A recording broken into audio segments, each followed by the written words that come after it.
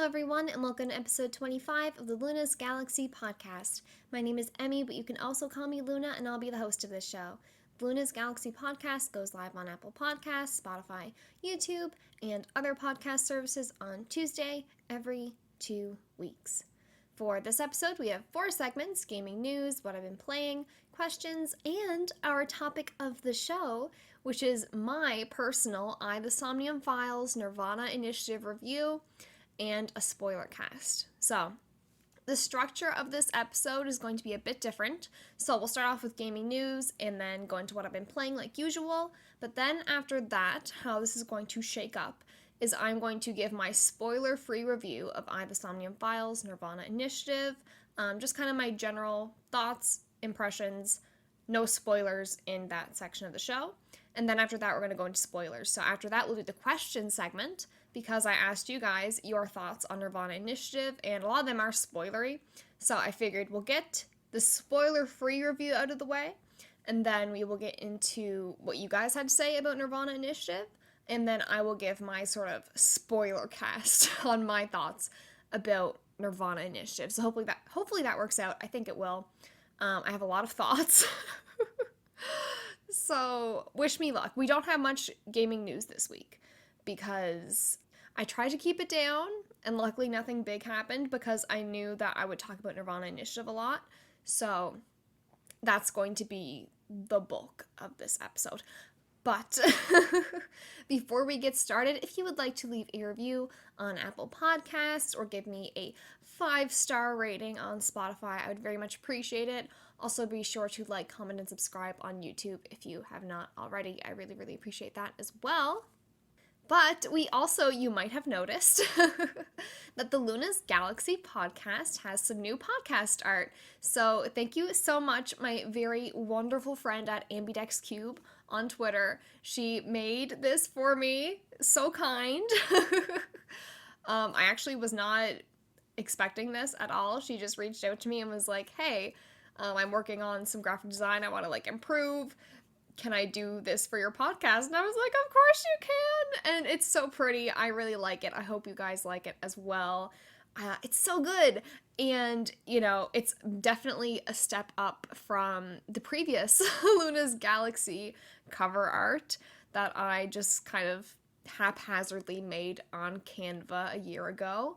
And so I'm very, very happy with this new art. I hope you guys also really enjoy it. It's so much prettier and professional looking, and it's so good. I really love it.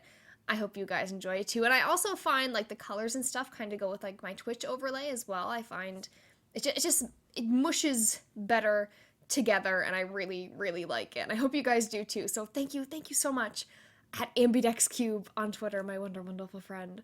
But yeah, I'm very happy with this. I hope you guys enjoy it as well.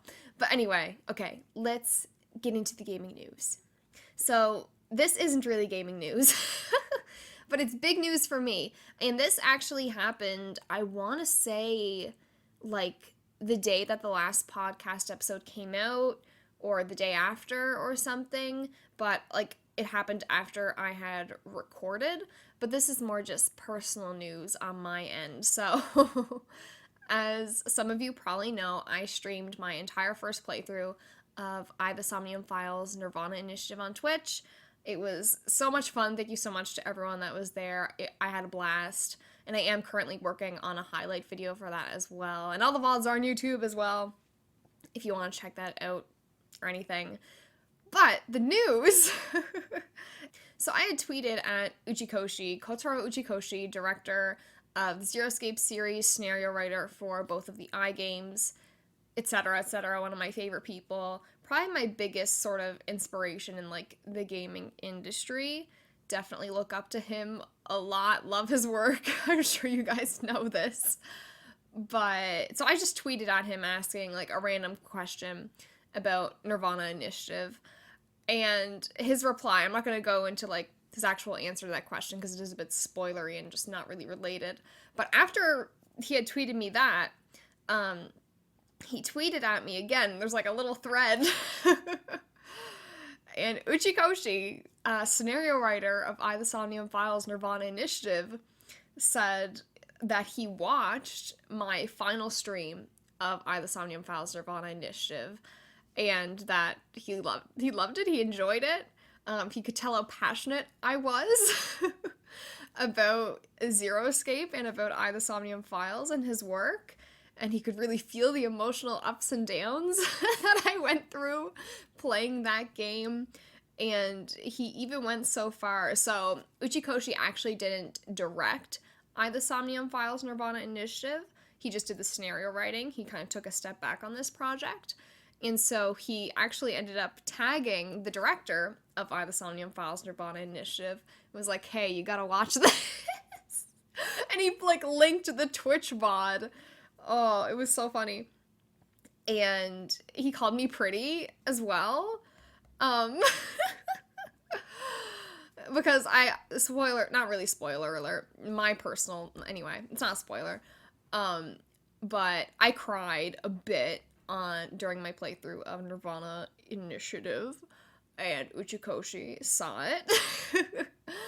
And when he added the director, he was like, oh, what a sinful man, you made a pretty girl cry or something like that. And I was just like, oh my god, like, is this real? Like, you know, I've been a huge fan of Uchikoshi's works ever since I played 999, so many years ago now at this point. And so, you know, I've really looked up to him. I really love his work. He's my favorite video game director, writer, etc., etc.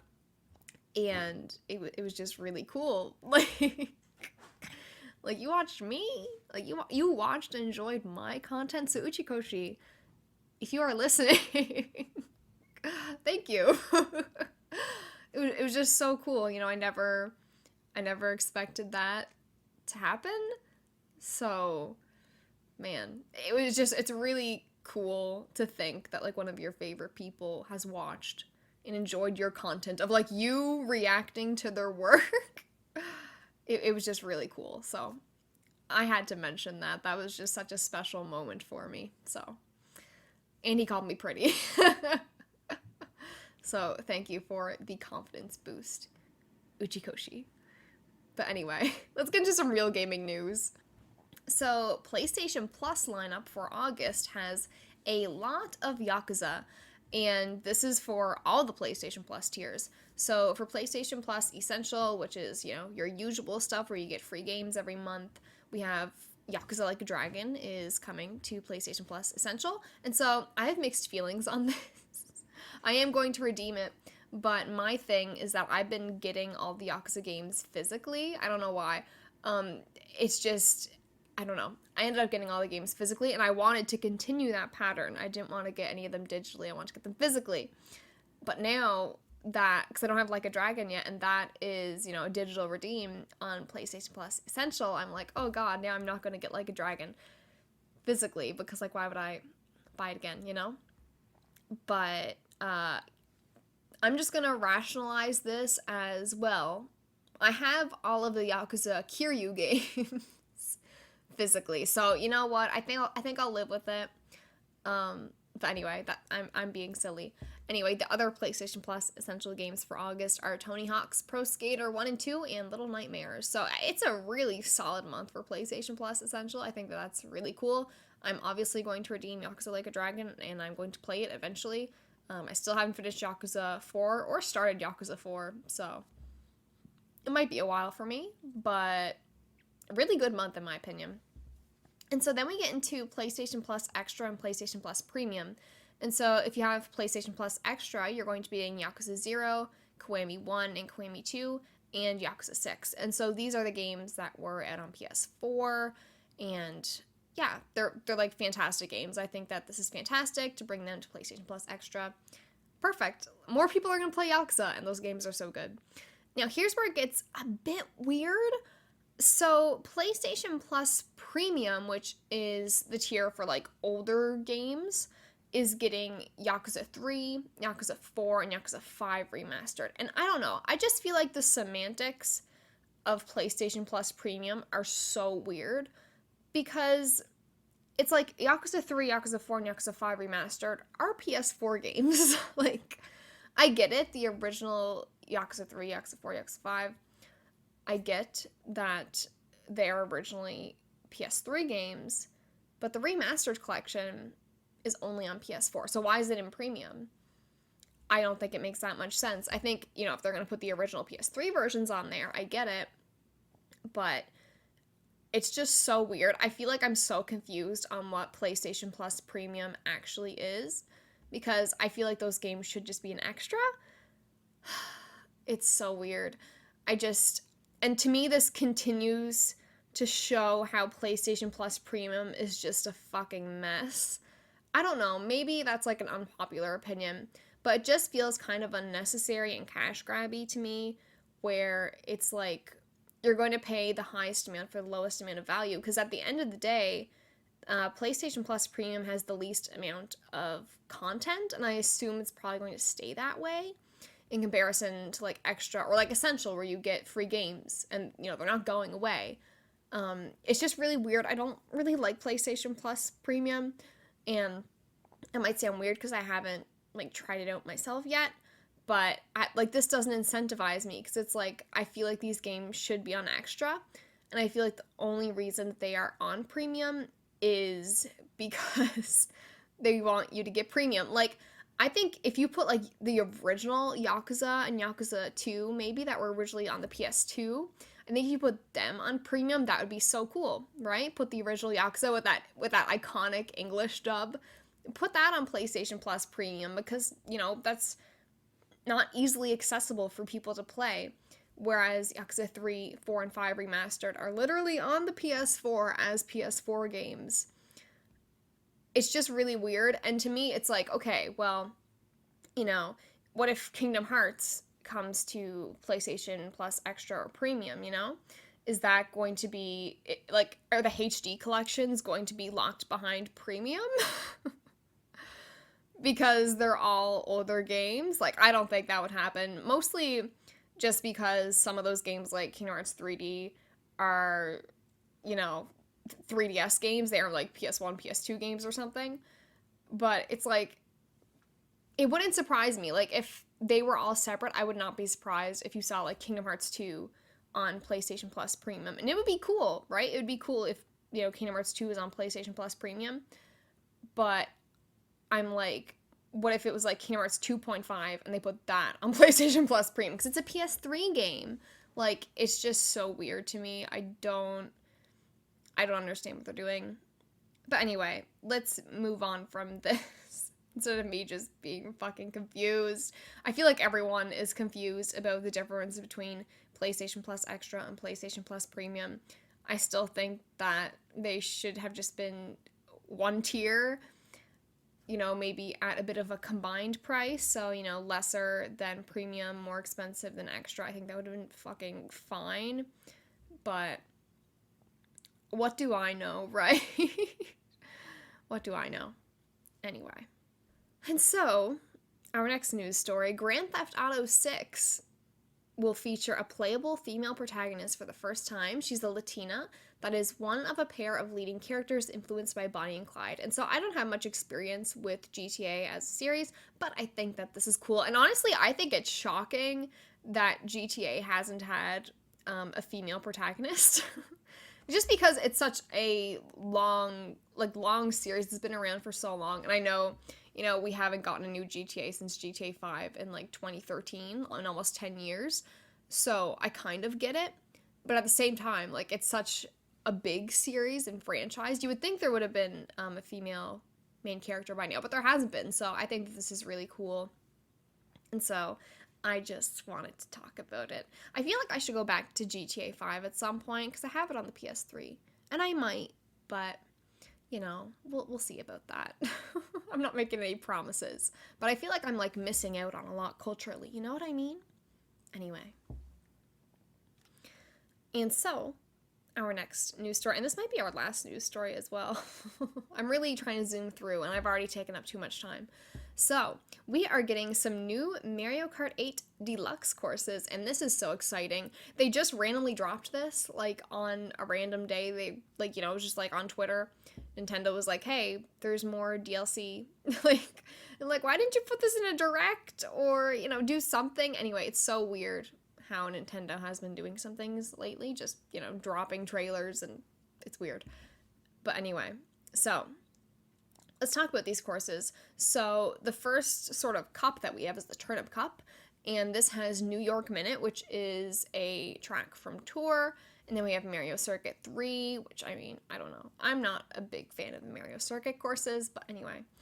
And then we have Calamari Desert from N64, and then Waluigi Pinball from the DS. And so I never played the DS Mario Kart. Maybe I had, I don't know, but I never owned it. And so I don't have much experience with DS, but I've always heard about how good Waluigi Pinball is. And so I'm so excited to play this course because it looks really cool. I love the concept of it. I think it's so cool.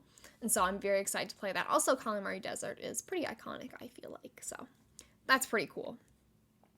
And then we have the Propeller Cup, and this has Sydney Spring, which is another course from Tour, Snowland from the GBA, Mushroom Gorge from the Wii. I'm a Mario Kart Wii stan, like, I can't lie. It was my first Mario Kart game, and I just have so many memories of playing Mario Kart Wii in, like, my living room with, like, the motion controls with my little Wii wheel. And, like, I played it with family. It was just so much fun. I love Mario Kart Wii. They could just put every Mario Kart Wii track in Mario Kart 8, and I'd be so happy. Even the ones that aren't great, because I'm a Mario Kart Wii stan. Y'all know I love Coconut Mall. But Mushroom Gorge is, like, another really good one, in my opinion, from Wii. I would prefer to see Maple Tree Way or Koopa Cape.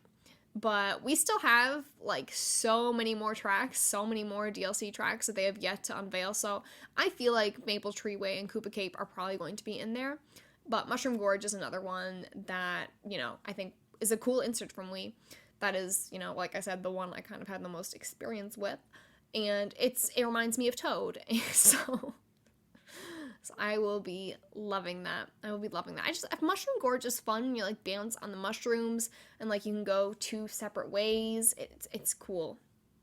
I like Mushroom Gorge. Anyway, and the last track is Sky High Sunday, which they're saying is a new track, but I think it's, like, coming to Tour as well. So it's, like, it just feels like a Mario Kart Tour track that is releasing simultaneously or, like, a bit earlier on, these DLC courses.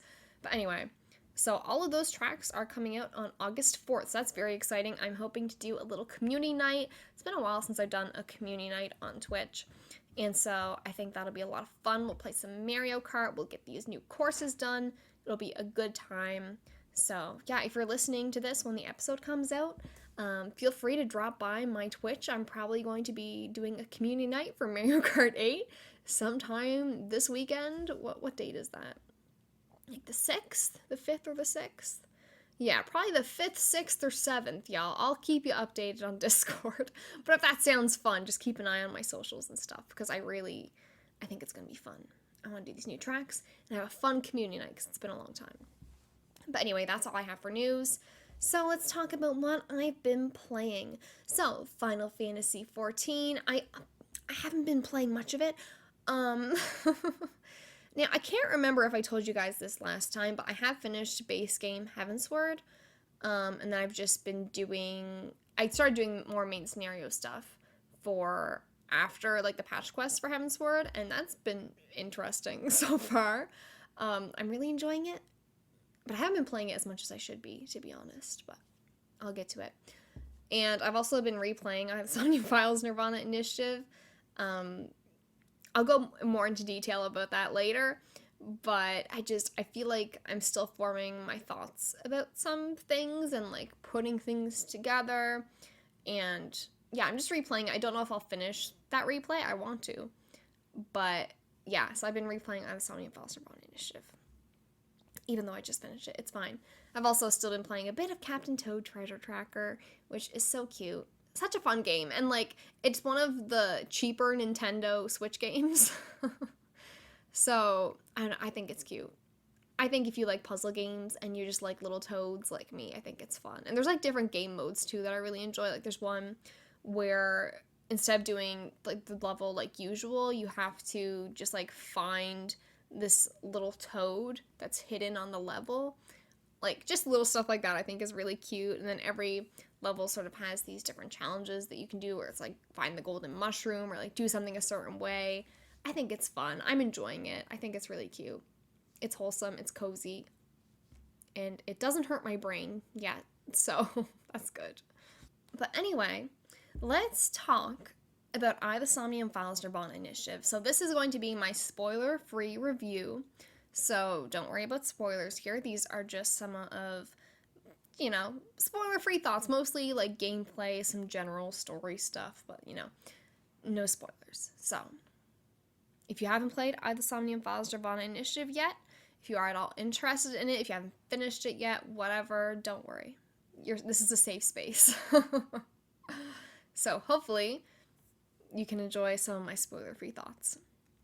So if, you've been listening to this podcast and you've been following me and you've been wondering, Emmy, what the fuck is I, the Somnium Files, and why don't you stop talking about it? What is I, the Somnium Files nirvanA Initiative? I'm going to try my best to, kind of explain just the sort of plot thing of nirvanA Initiative, what's going on.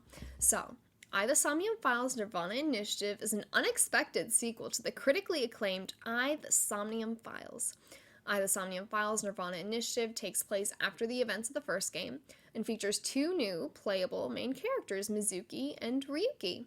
And so we play as these two main characters along with our AI balls. And so these AI balls are like little AIs that are eyeballs that go, anyway, they're eyeballs. They're eyeballs that are AIs, okay? Just stick with me here. And their names are Aiba and Tama. Aiba was in the first I, the Somnium Files game. And so we have Aiba and Tama in our eyeballs. And they help us, as Mizuki and Ryuki, to solve the half-body serial killings. And so Mizuki and Ryuki investigate the half-body serial killings in both the present, which is, I'm guessing, February 2026, and then 6 years ago, which is February 2020, which is only a few months after the events of the first game. I think that is the timeline of things. I'm not 100% sure on the years, but that is what I am going with. So one really cool thing about I, the Somnium Files nirvanA Initiative is that you don't need to play the first game to get what's going on. Now, of course, I would recommend to play the first I, the Somnium Files game because it is so good. Genuinely, the story is fantastic. The characters are a lot of fun. I highly recommend it. But if for some reason you just want to go right into nirvanA Initiative, you can do that. And there's another reason why, I don't really recommend you do this. So there's actually one really interesting thing about this I think is really cool, is that there's a unique spoiler feature in case you haven't played the first I, the Somnium Files game. And so there's something at the beginning of the game where they basically ask you, have you played the first game? Are we allowed to give you spoilers about what happened? And they make it very clear that, the events of the first game don't, they're not intertwined with this game. It's not going to affect how you understand this plot. You're not missing out on lore, really. They make it pretty clear that you don't need any of that. But there are some things, just some sort of character interactions, where maybe they'll reference some things that happened in the first game that you wouldn't understand otherwise, or that would be spoilers. And so, basically, if you say that you have not played the first game, some of that dialogue will be taken out as no effect on the main plot of nirvanA Initiative. It's just like some character building and just some sort of explanations, I guess, relate to the first game. And so you can do that. And then you don't have to worry about the first game. You can just go right into it. Now, obviously, I don't recommend that because, like I said, you are missing some stuff, even if it's not directly related to the plot of nirvanA Initiative. It is still, it's characters, it's stuff like that where it's more enjoyable, I think, if you have that background going into it. And so I really recommend that. I really, really, really recommend that. But yeah, you don't technically need to play it to play nirvanA Initiative. But I think you'll enjoy it a lot more if you do. And so you might be wondering, what is the gameplay in this game, because I've only really talked about the story. And so there's a few different segments of gameplay, and so the Somnium Files nirvanA Initiative is kind of like one of those adventure games, I think is what they're called. It's like a visual novel adventure game. And so it plays very similar to the first game if you have played that already. So you have investigation segments, which is really sort of like point and click. You know, you're in these areas, then you can, you know, select a character, choose some dialogue options to ask them or talk to them. You can investigate a lot of the different, like, items in the environment. So, you know, if you're at a restaurant, you can, like, click on, like, the stool, and maybe there'll be some funny character dialogue about it, or it will literally just say a stool. It ranges, and so you can really investigate a lot of the ins and outs, just, you know, pointing and clicking, and more visual novel-ish than the rest of the gameplay stuff here. And that's always fun. And then you have the somniums, and you might be wondering, what is a somnium? And so basically, somniums are when you, as a sinker, okay, so Mizuki and Ryuki are sinkers, and this basically means that at their job with Abyss, they're like cops, essentially. Oh my god, there's so much to get into here. You can sync with people that you might want to be questioning about the investigation. They could be suspects. You can just be wanting more information out of them. Whatever, you can sync with them. And so basically what this is that you use the sync machine. I feel like I sound crazy right now to someone that, like, hasn't played this game. Anyway, you sync with them, and basically what this is that you kind of go inside of their dream and investigate segments of their dream. And so obviously dreams are logical, dreams can be very weird, and so these sections can be very sort of aesthetically interesting, where, you know, it's things that wouldn't make sense in the real world, and so there's a lot of creativity that they use in the somniums that are really enjoyable. But also, it's not really puzzle solving for the most part, but it is just kind of trial and error, but, like, in a fun way. I like the somniums. I know some people don't like the somniums, at least in the first game, but I really like the somniums. And so you're basically, you know, sinking into their dream, going inside their dream, and you're playing as your AI ball, controlling them, so Aiba or Tama, and you're trying to get more information that can help you to solve these half-body serial killings. I hope that made sense. I don't know if it did. Anyway, and there's also the virtual reality investigation segments, and so these are not in the first game. These were added to nirvanA Initiative. And so basically what happens here is you control it similarly to when you're in the Somniums. And so, although instead of controlling your AI Vol, you're controlling Mizuki or Ryuki. And so you get to wander around an environment and investigate things, essentially. There isn't a time limit like there is in Somnium. I forgot to mention that if you are syncing in Somnium, there's a 6-minute time limit. But it goes longer than 6 minutes, but, like, not really. Anyway. But these virtual reality investigation segments don't have a time limit, and you're just investigating, and you can use different AI ball functionalities. And so, because these AI balls functionally work as eyeballs, they can use, like, X-ray mode or thermo mode. And so you can see, you can see through shit, you can see, like, temperatures and shit. It's wild, but it is useful when you are investigating. And this wasn't in the first game, but I really like the addition because, stuff like this in the first game would have just been, that point and click adventure style of gameplay, which is fine. But I think shaking it up a bit more to have more, more gameplay where you're just walking around and looking at stuff. It's a very small difference, but I think it makes the game better. I really like these virtual reality investigation segments. It feels fun to do something other than just, reading or pointing and clicking. And it's a very small addition, and it doesn't, shake things up a lot. It's not, like, huge, but I think it's cool. I liked it.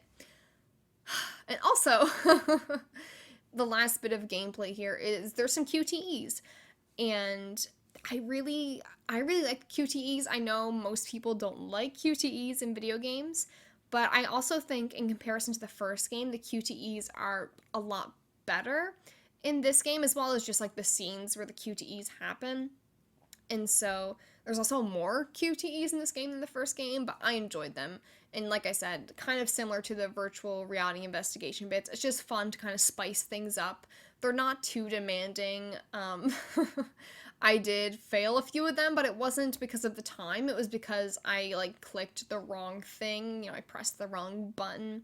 That was usually what it was, because I was rushing.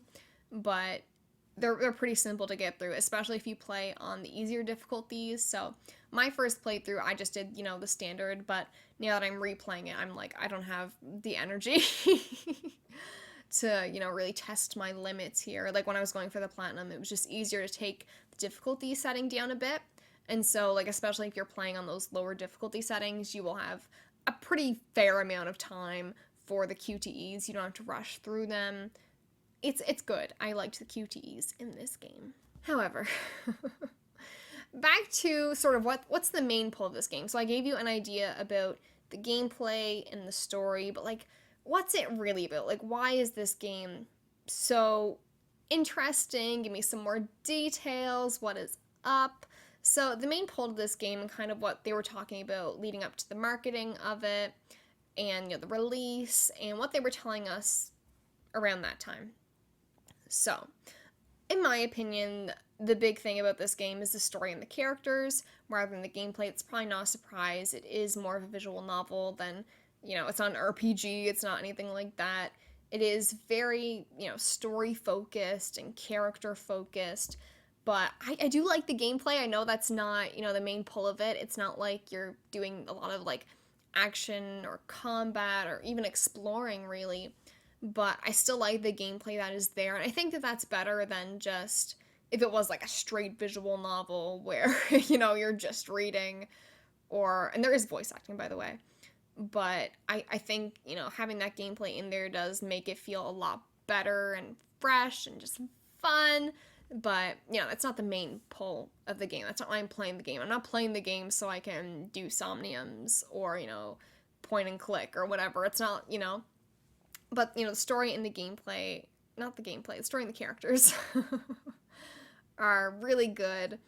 And so, you might be wondering, like I said earlier, half-body serial killings. What the hell is that? So, let me try and explain.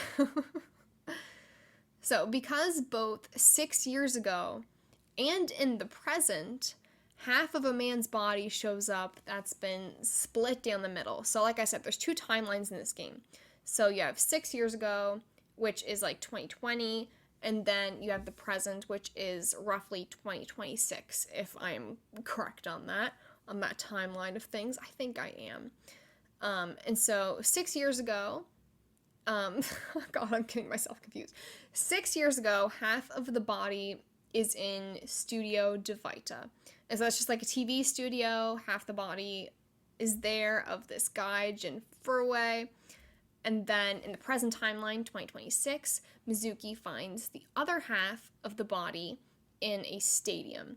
And so, both 6 years ago and in the present, the bodies of the same person, Jin Furue. There's no evidence of the body being, like, frozen or anything like that. So it's like, how does it look like they were both killed at, like, the same, like, it's so weird. Okay.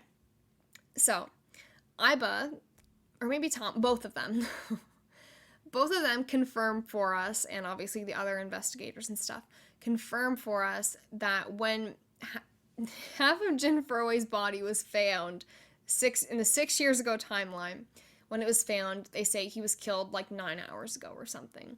And then when you get to the present timeline, where Mizuki finds Jin Furue, half of his body in the stadium, Iba confirms for us that his body, like, he's only been dead for, like, 6 or 9 hours or something. It's something like that, but only for a few hours. And so it's like, how is this one man, how is this one man's body, like, biologically been killed, like, 9 hours ago, even though the other half of the body, where he was obviously dead back then, was found 6 years ago. It doesn't make sense. He was killed 6 years ago, not 9 hours ago, so how does that make sense?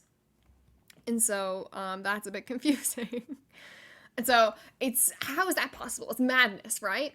And so that's kind of like the main hook for the plot, is just how is this even possible, right? And so there's a lot more plot than just this.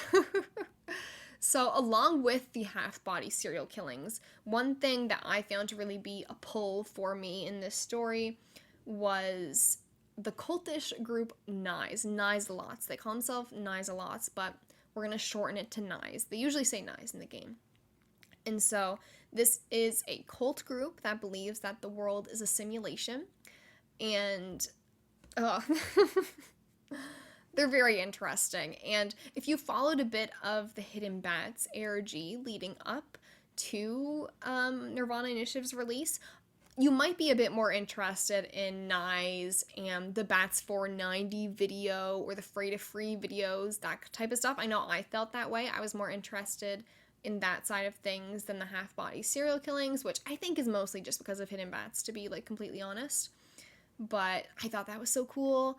And so there's also these really weird videos, the Bats 490 video, that's just, they're really weird. I don't know how to describe them, where it's like this weird music plays, and you just have this weird imagery and like almost like codes. It's really weird. And there's also the Free to Free video, which is, similar style to Bats 490. And so, there's conspiracy theories, there's interpersonal relationship drama, there's plot twists, of course, because it's Uchikoshi. You got lovable characters, and there's really so much more to this story, but we'll get into that in the spoiler cast. we'll leave that there for the story. I think I've given you a good enough hook for the story. I feel like I've done a bad job of explaining it, but if you're into batshit storytelling, maybe you're interested, or murder mysteries. I know I really like murder mysteries. But anyway. So essentially my spoiler-free thoughts on the story is it's good. It's definitely an Uchikoshi story with the unpredictable plot twists that have a surprising amount of foreshadowing when you're replaying it, or just kind of thinking back. You're like, oh, but you don't clue in at the time. It's very Uchikoshi in that way.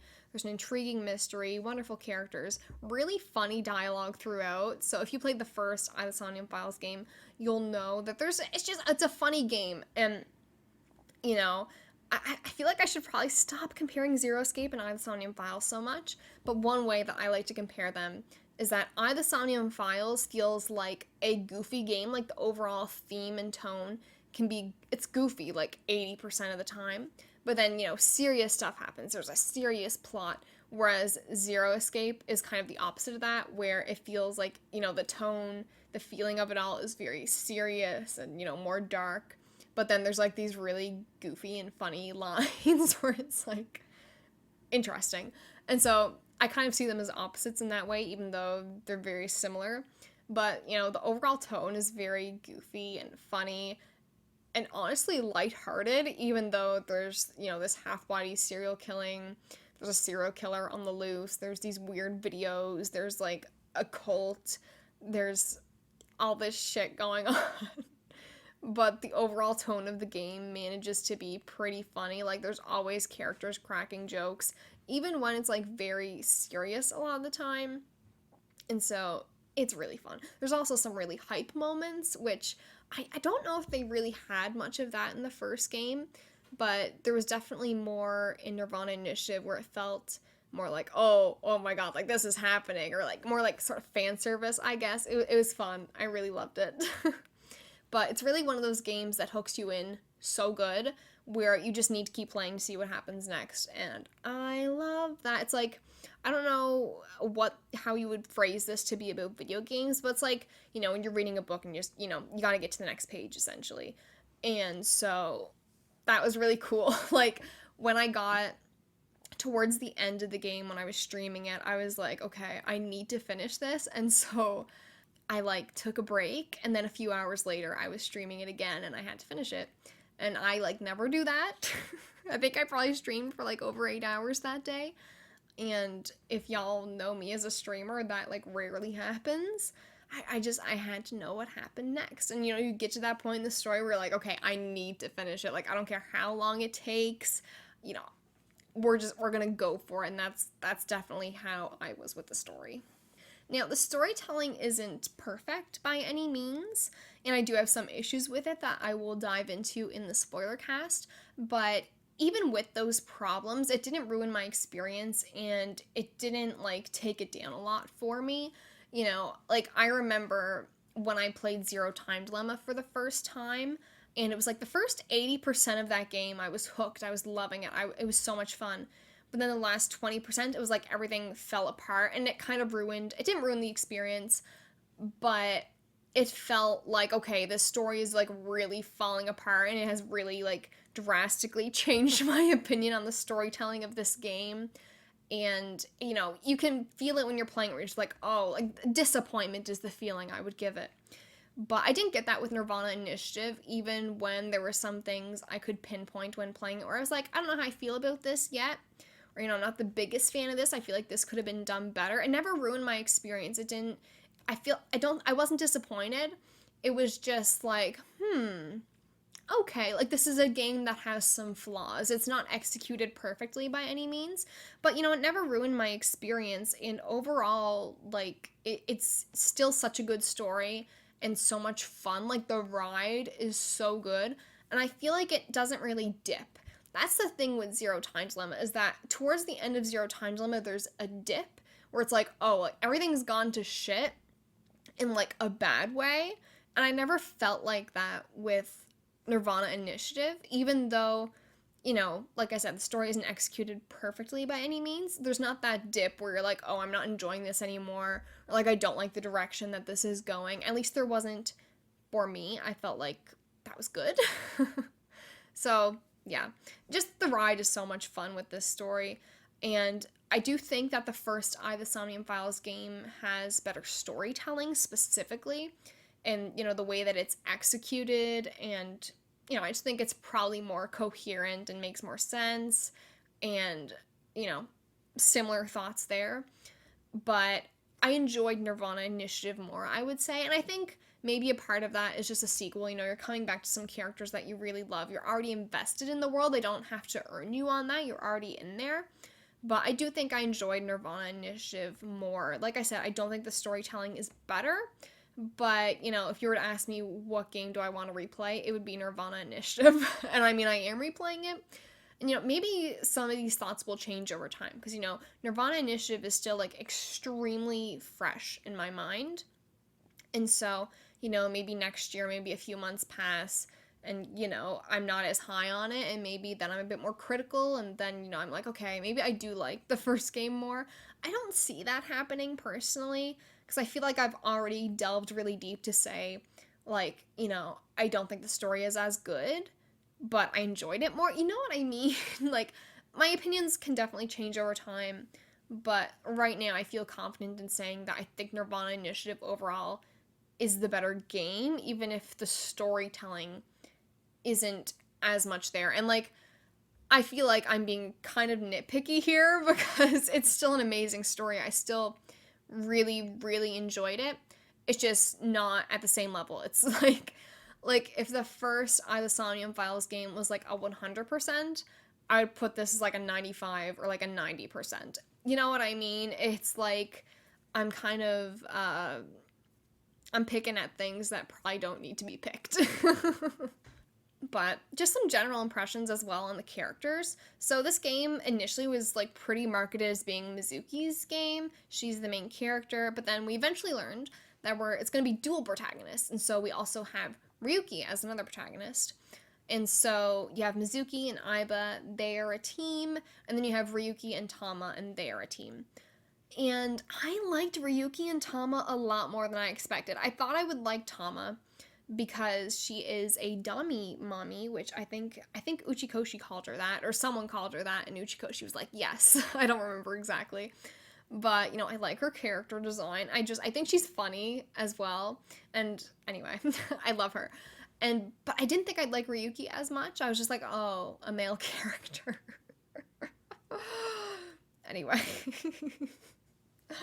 But I ended up really liking Ryuki. Like, I was initially bitter that I wasn't going to get to play as Mizuki the entire time, because I feel like, you know, there's been more games than I would like there to be where some of the initial marketing was like, hey, we got a female main character for the first time, or, a female main character, the marketing is centered around that, but then you get a bit deeper into it, or, stuff happens, and then you're like, oh, there's actually another main character that is a dude, and you're either playing as him for more of the game, or, in this case, it's pretty evenly split, which I was very happy with, because I was getting a bit nervous. I was getting a bit nervous playing this game. I was like, is this going to be, like, are they misleading me? Like, am I going to be playing as Ryuki, 70% of the time, and then Mizuki 30% of the time? It wasn't like that. It was pretty evenly split, thank God, because I was pretty worried about that. But I did really end up liking Ryuki, even though, initially I was like, ooh. I really liked him, and even, when my time with Ryuki was done and I had to move on to Mizuki, obviously I was very excited to play as Mizuki, but I also missed Ryuki a lot. I also missed him, and so I think the dual protagonists are both really good. I really enjoy them, and I liked both of them. I thought they were great. So, back to some more gameplay stuff. Okay, are you ready? I'm not ready. So, remember when I mentioned Somniums earlier, where you enter the sync machine, enter another character's dream, you have 6 minutes in the Somnium to find critical information for the investigation process, etc., etc. Let's talk more about them. So, the Somniums are greatly improved in this game. So, I personally thought they were fine in the first game. I know a lot of people complained about them, but for the most part, I enjoyed the concept of them, and I enjoyed them in the first game. But after playing nirvanA Initiative, I'm like, man, like, they really improved them. And so, there's a few in the first Somnium Files games, there's a few Somniums where, if I was replaying the game, I would just dread it. Like, I would dread having to go back and do that again, because, sometimes you're really, what's the word? I can't think of what the word is. Something for time. You're really crunched for time, maybe. I don't think that's the word I was looking for, but it gets the job done. Anyway, you're really crunched for time. And so, some of the Somniums in the first game are just rough. Even though, maybe I like them aesthetically, when it comes to more the game design or the gameplay of it, it's a bit more rough in the first game. Whereas this game, nirvanA Initiative, I find the Somniums are so much more enjoyable. Aesthetically, they're also very interesting like the first game, but gameplay-wise, they are just so much better. And so oftentimes these Somniums will have branching paths that will lead you down alternate timelines. And this was in the first game as well, where, if you do things a bit differently in a Somnium, you'll go down a different path, which will lead to different story consequences, different revelations from that Somnium. And so that was in the first game, and this is also in this game. There is a bit less of that in this game, nirvanA Initiative. But I'm okay with that. I don't think that was detrimental to the game at all, with there being less branching timelines, because it's still a lot to follow, because even though there's less branching timelines, there's still, 2 main character timelines, like 6 years ago in the present, which makes it a bit more complicated to follow, so I am okay with there being less of the branching. But anyway, like I said, none of them are as difficult or irritating as some of the late game Somniums in the first game. Like, there's some rough ones in the first game that, I always knew were rough, but after playing nirvanA Initiative, I'm like, man, they could have done these a lot better. But anyway, one thing I really liked about the Somniums nirvanA Initiative is that a decent amount of them will introduce new mechanics that switch up the gameplay. And so, in the first game, and even, for the most part in nirvanA Initiative, when you're exploring the Somniums, it's pretty much the same thing throughout. You're playing as Aiba, you're just investigating certain items and choosing, what you want to do with them or to them or whatever. And so that's really the core of what you're doing in the Somniums. But there's just some little things that they put into the Somniums in nirvanA Initiative spiced up. So maybe you have to do more QTEs, or you'll have to present information in a certain way. I don't want to get too, in-depth into some of it, because it's more spoilery, but I thought it was really cool. They do things to spice it up. And, it kind of reminds me of, the virtual reality investigation things, where it's like, they could have done things pretty much the same as they did in the first game, and it would have been fine, but I really appreciate them doing more and making me feel more invested in. It's like, oh, it's more fresh. And, you get excited when a new thing happens. And it's like, ah. So I thought that was really cool. I really like the Somniums in this game, especially gameplay-wise. It's a lot of fun. Another interesting thing that they add in this game is wink syncs. And so wink syncs are where you briefly sink into someone's mind without their knowledge for 6 seconds. And so when you sync someone regularly, you have to go to the sync machine in Abyss, you have to take them there, it's this whole ordeal. But with wink syncs, your AI boss, so either Aiba or Tama, will very briefly, for 6 seconds, sink into a character's mind. And you can do this without, their knowledge, because, it's just easier.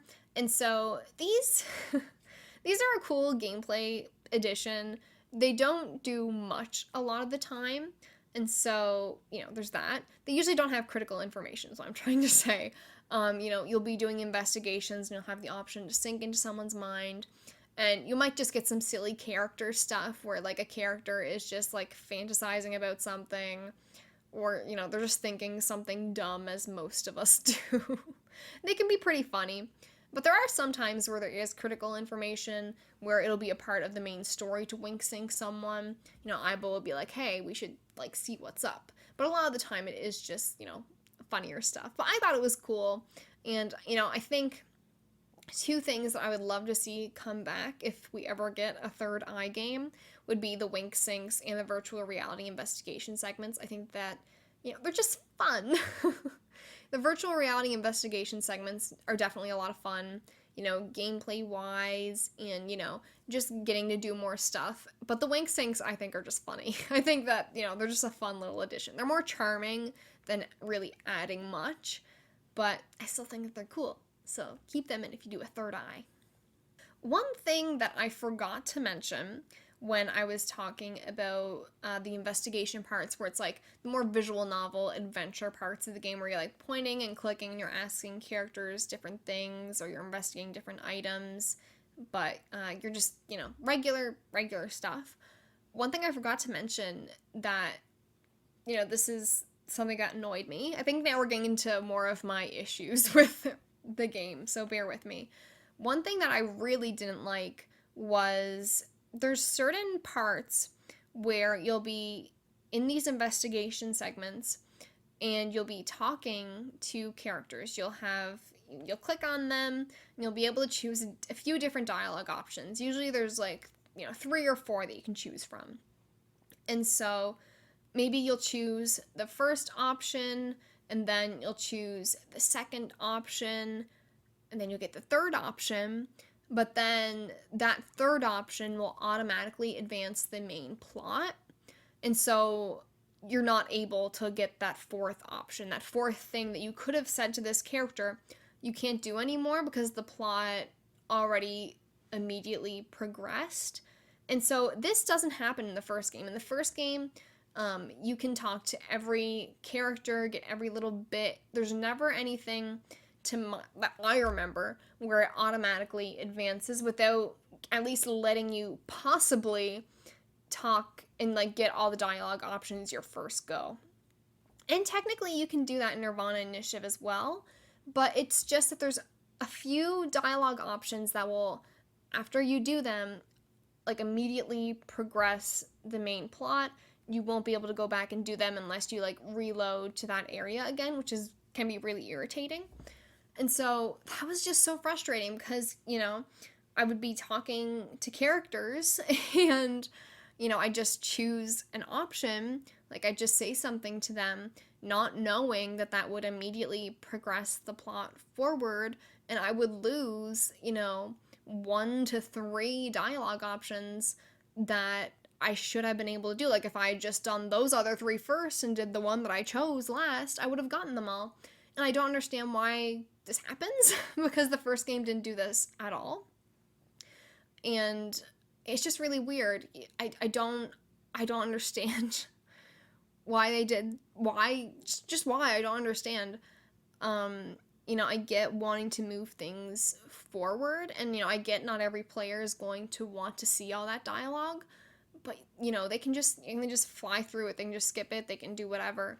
But it's just really irritating to me because there's a few times where I had to, like, reload into an area because I, like, really wanted to hear what these characters had to say, but I accidentally progressed the plot when I wasn't ready to yet. And so that I really didn't like that. I hope that if we get a Third Eye game that it doesn't do that anymore, because it feels really frustrating, to be completely honest. Like I said, it doesn't even happen in the first game, so I'm not sure. There's not many things that I feel like go backwards in this game, but that is one of them where I'm just like, how did this even happen? Like, it's so weird. Anyway. And another weird gameplay thing that I want to talk about, which is kind of similar, is there are a few puzzles in this game during investigation segments, and these puzzles rely on previous information, like notes that you need to solve the puzzle. However, almost every time this happens, the game won't let you view the hints. So, like, there's a few parts where you'll get these clues. So maybe it'll be a few letters, numbers, some pictures, whatever. You get these clues, and they're to help you solve the puzzle that they're about to present to you. It'll be like a code, it'll be a password, whatever. It's something like that. And you need to use these hints to solve the puzzle, as one does. But for some strange reason, when the time comes when they give you the little box to input the password, they don't let you go back and view the hints. So it's just like, good fucking luck. Like, it's so, like, usually, if you're playing, a Zero Escape game, for example, and it comes time to put in a password or something, you'll be able to, like, open your files and look at the information that you acquired if you're, like, in an escape room or something. But for some god-awful reason, they don't do this when you need a password in this game. And so, here's the thing. If you don't enter it, if you just kind of X out because you're like, I don't know what the fuck it is, if you do that a few times, then, Aiba or Tama will pop up, and they'll be like, hey, do you need help with this? And then they'll show you the hint. They'll remind you of, the letters that were there, or the numbers, or whatever, and they'll pop up. And it's like, I could have used this before. like, I don't know if they just assume that I'm going to, like, physically jot down the hints before it's time to solve it, so that I remember when I go to solve it, I can just do it my first shot. But, like, I'm gonna guess 99% of people playing this game weren't doing that, and that when it came time to enter the puzzle, they were like, okay, let me just, go back and view the hints. And then they couldn't do that. And so they didn't get it. They had to go back, and then, don't get it right.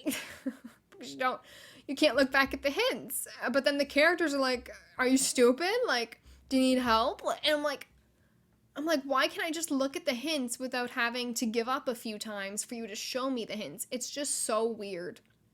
And I don't understand why it does this. It's, and once again, this wasn't something that was in the first game, but it was just, it's frustrating when you're like, I could probably solve this, but you're just not giving me the hints. And there's a few where you can view stuff, but for some reason, there's a few puzzles where you just have to, like, fail at them a few times before you can view the hint again.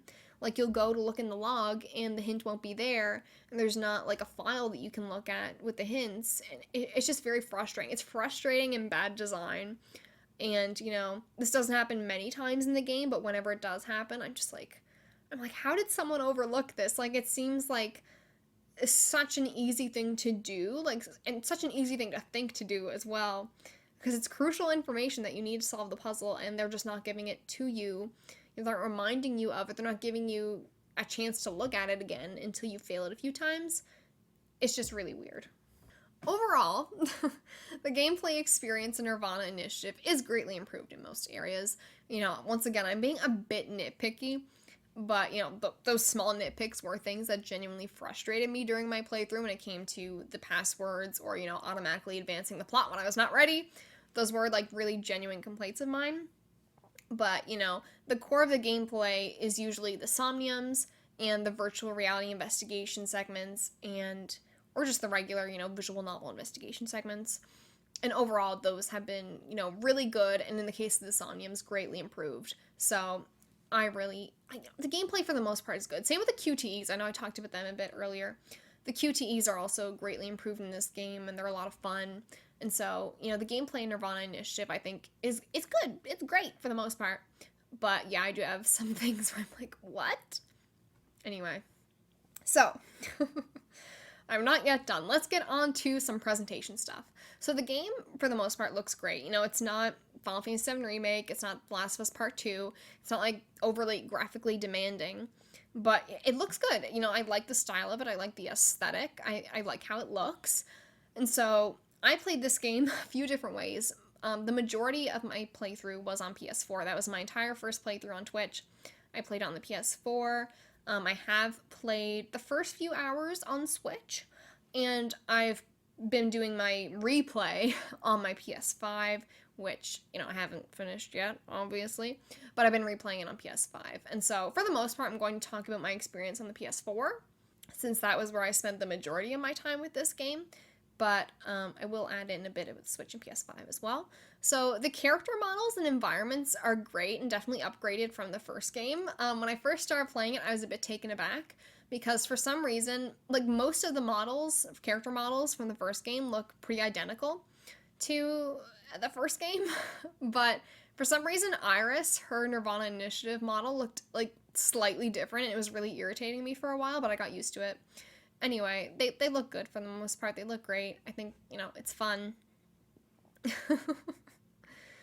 However, once again, there are a handful of pre-rendered cutscenes in this game. There's not many of them. One of them is when you're sinking into someone's mind, you're going into their dream, whatever. There's always a little pre-rendered cutscene that plays when you're doing that. It looks like shit, to be completely honest. It looks like it's running at, not even 720p. It looks like it's not even HD. And, it'll lag a lot as well. And, the sound quality isn't as good when you're in those pre-rendered cutscenes. I don't understand why this is happening. I feel like it's not demanding much of, my PS4 or the game itself. I'm like, why is this running like shit? I don't understand these. And like I said, this happens very, very rarely. But when it does happen, it can really take you out of the moment sometimes. And it's just I don't understand why this looks like shit. Because the pre-rendered cutscenes are supposed to be the ones that look really good, right? If you're playing Final Fantasy VII Remake or, Kingdom Hearts or, stuff like that, when you get to a pre-rendered cutscenes, those are the ones that are supposed to look good, right? Because they're not an engine, it's supposed to be less demanding. But for some reason, in nirvanA Initiative, a lot of them look like shit. So, it was low-key embarrassing, honestly. And, I hate saying that, but I genuinely don't understand why they looked that bad. And that was on PS4, where I was really dealing with that, but I know my friend Adam, I think he was playing most of it on Xbox One. Not Xbox One, Xbox Series X maybe? I don't know. Anyway, whatever current gen Xbox is, I think that's what he was playing it on. He said the same thing, that, the cutscenes going into Somnium specifically were, very bad. So, there was that. I don't understand why it looks that bad, but it does. Other than that, the music in this game is really good. The first soundtrack for the first Somnium Files game is also really good, but there were some real bangers in nirvanA Initiative that I really enjoyed, so shout out to that. There's also a really great voice cast, so I played with the English dub.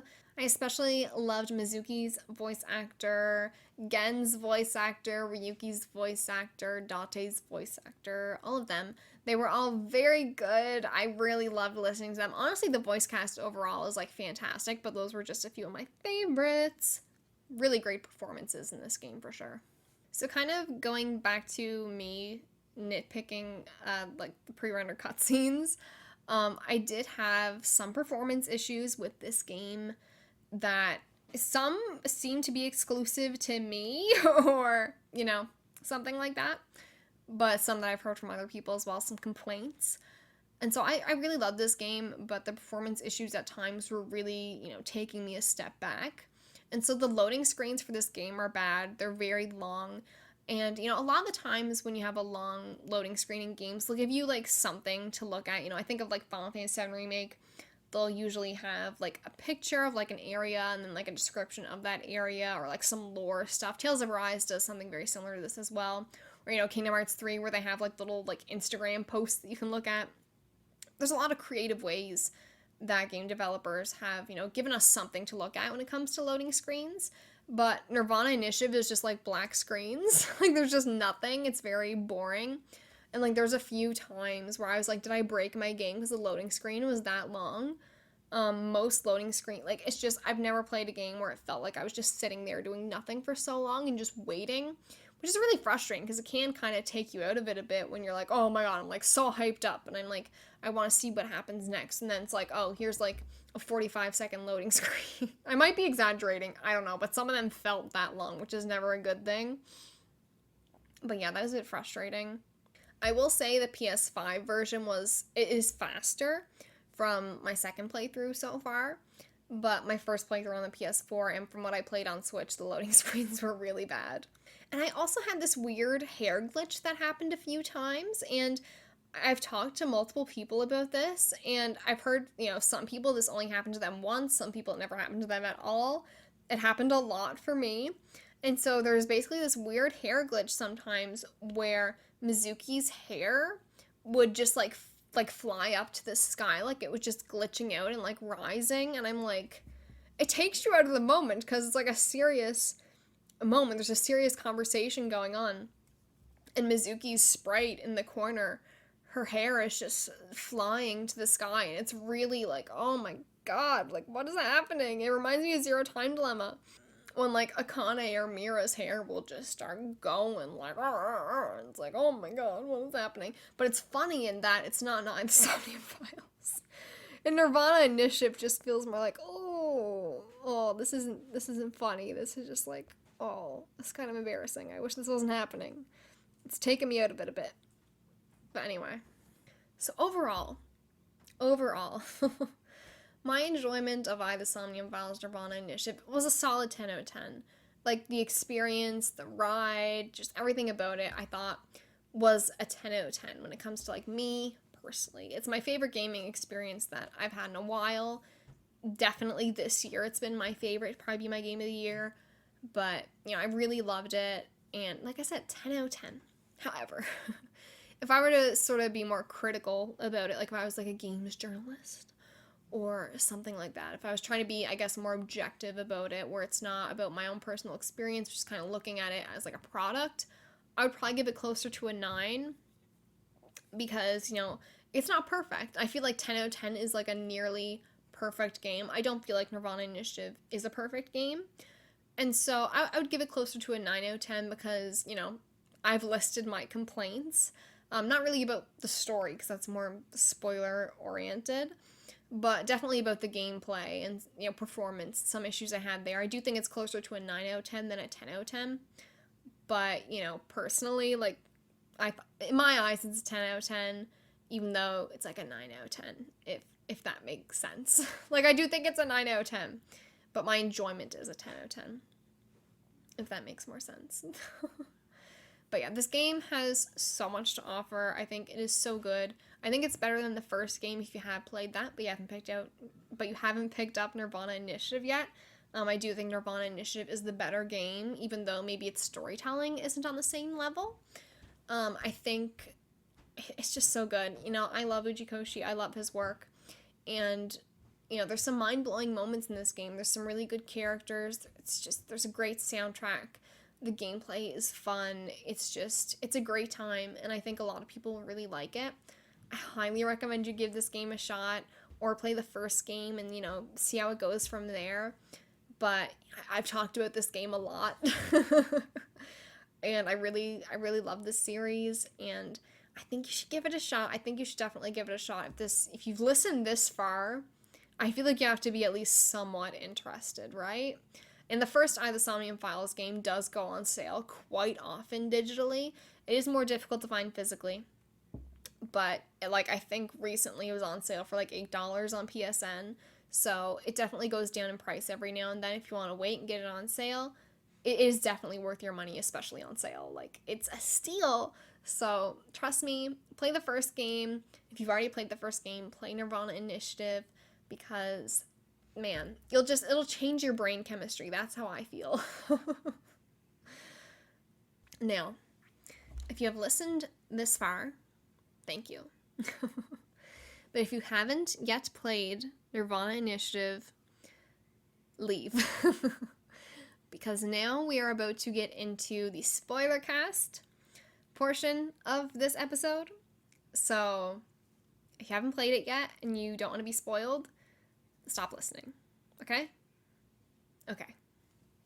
So let's get on to your opinions about the Somnium Files nirvanA Initiative.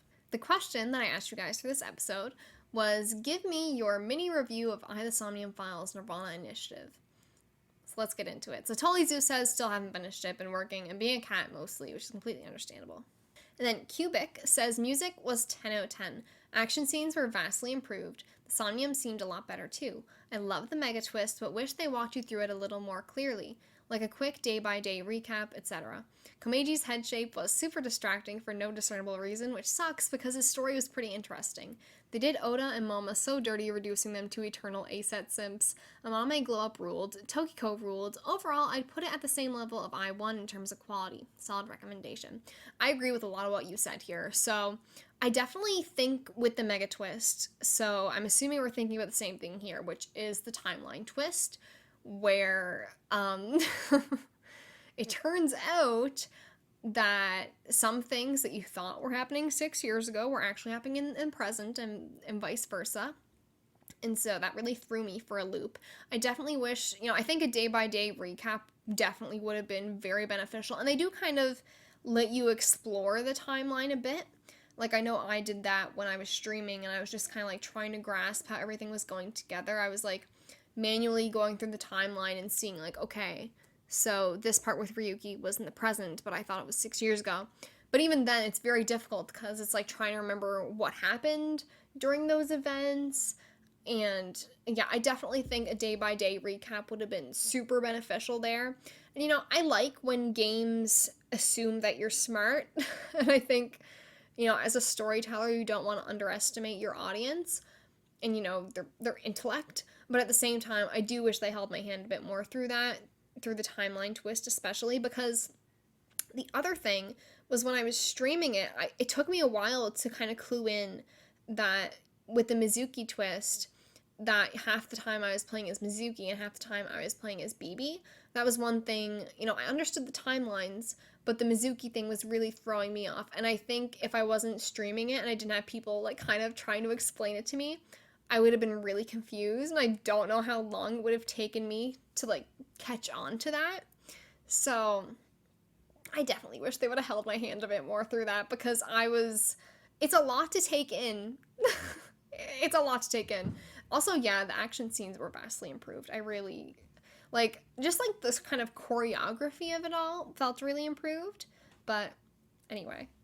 And then Trio says, as the sequel, nirvanA Initiative does a lot of mechanical stuff better than the first game, specifically with the Somniums, which are easier to understand the logic and are less trial and error than those in the first game.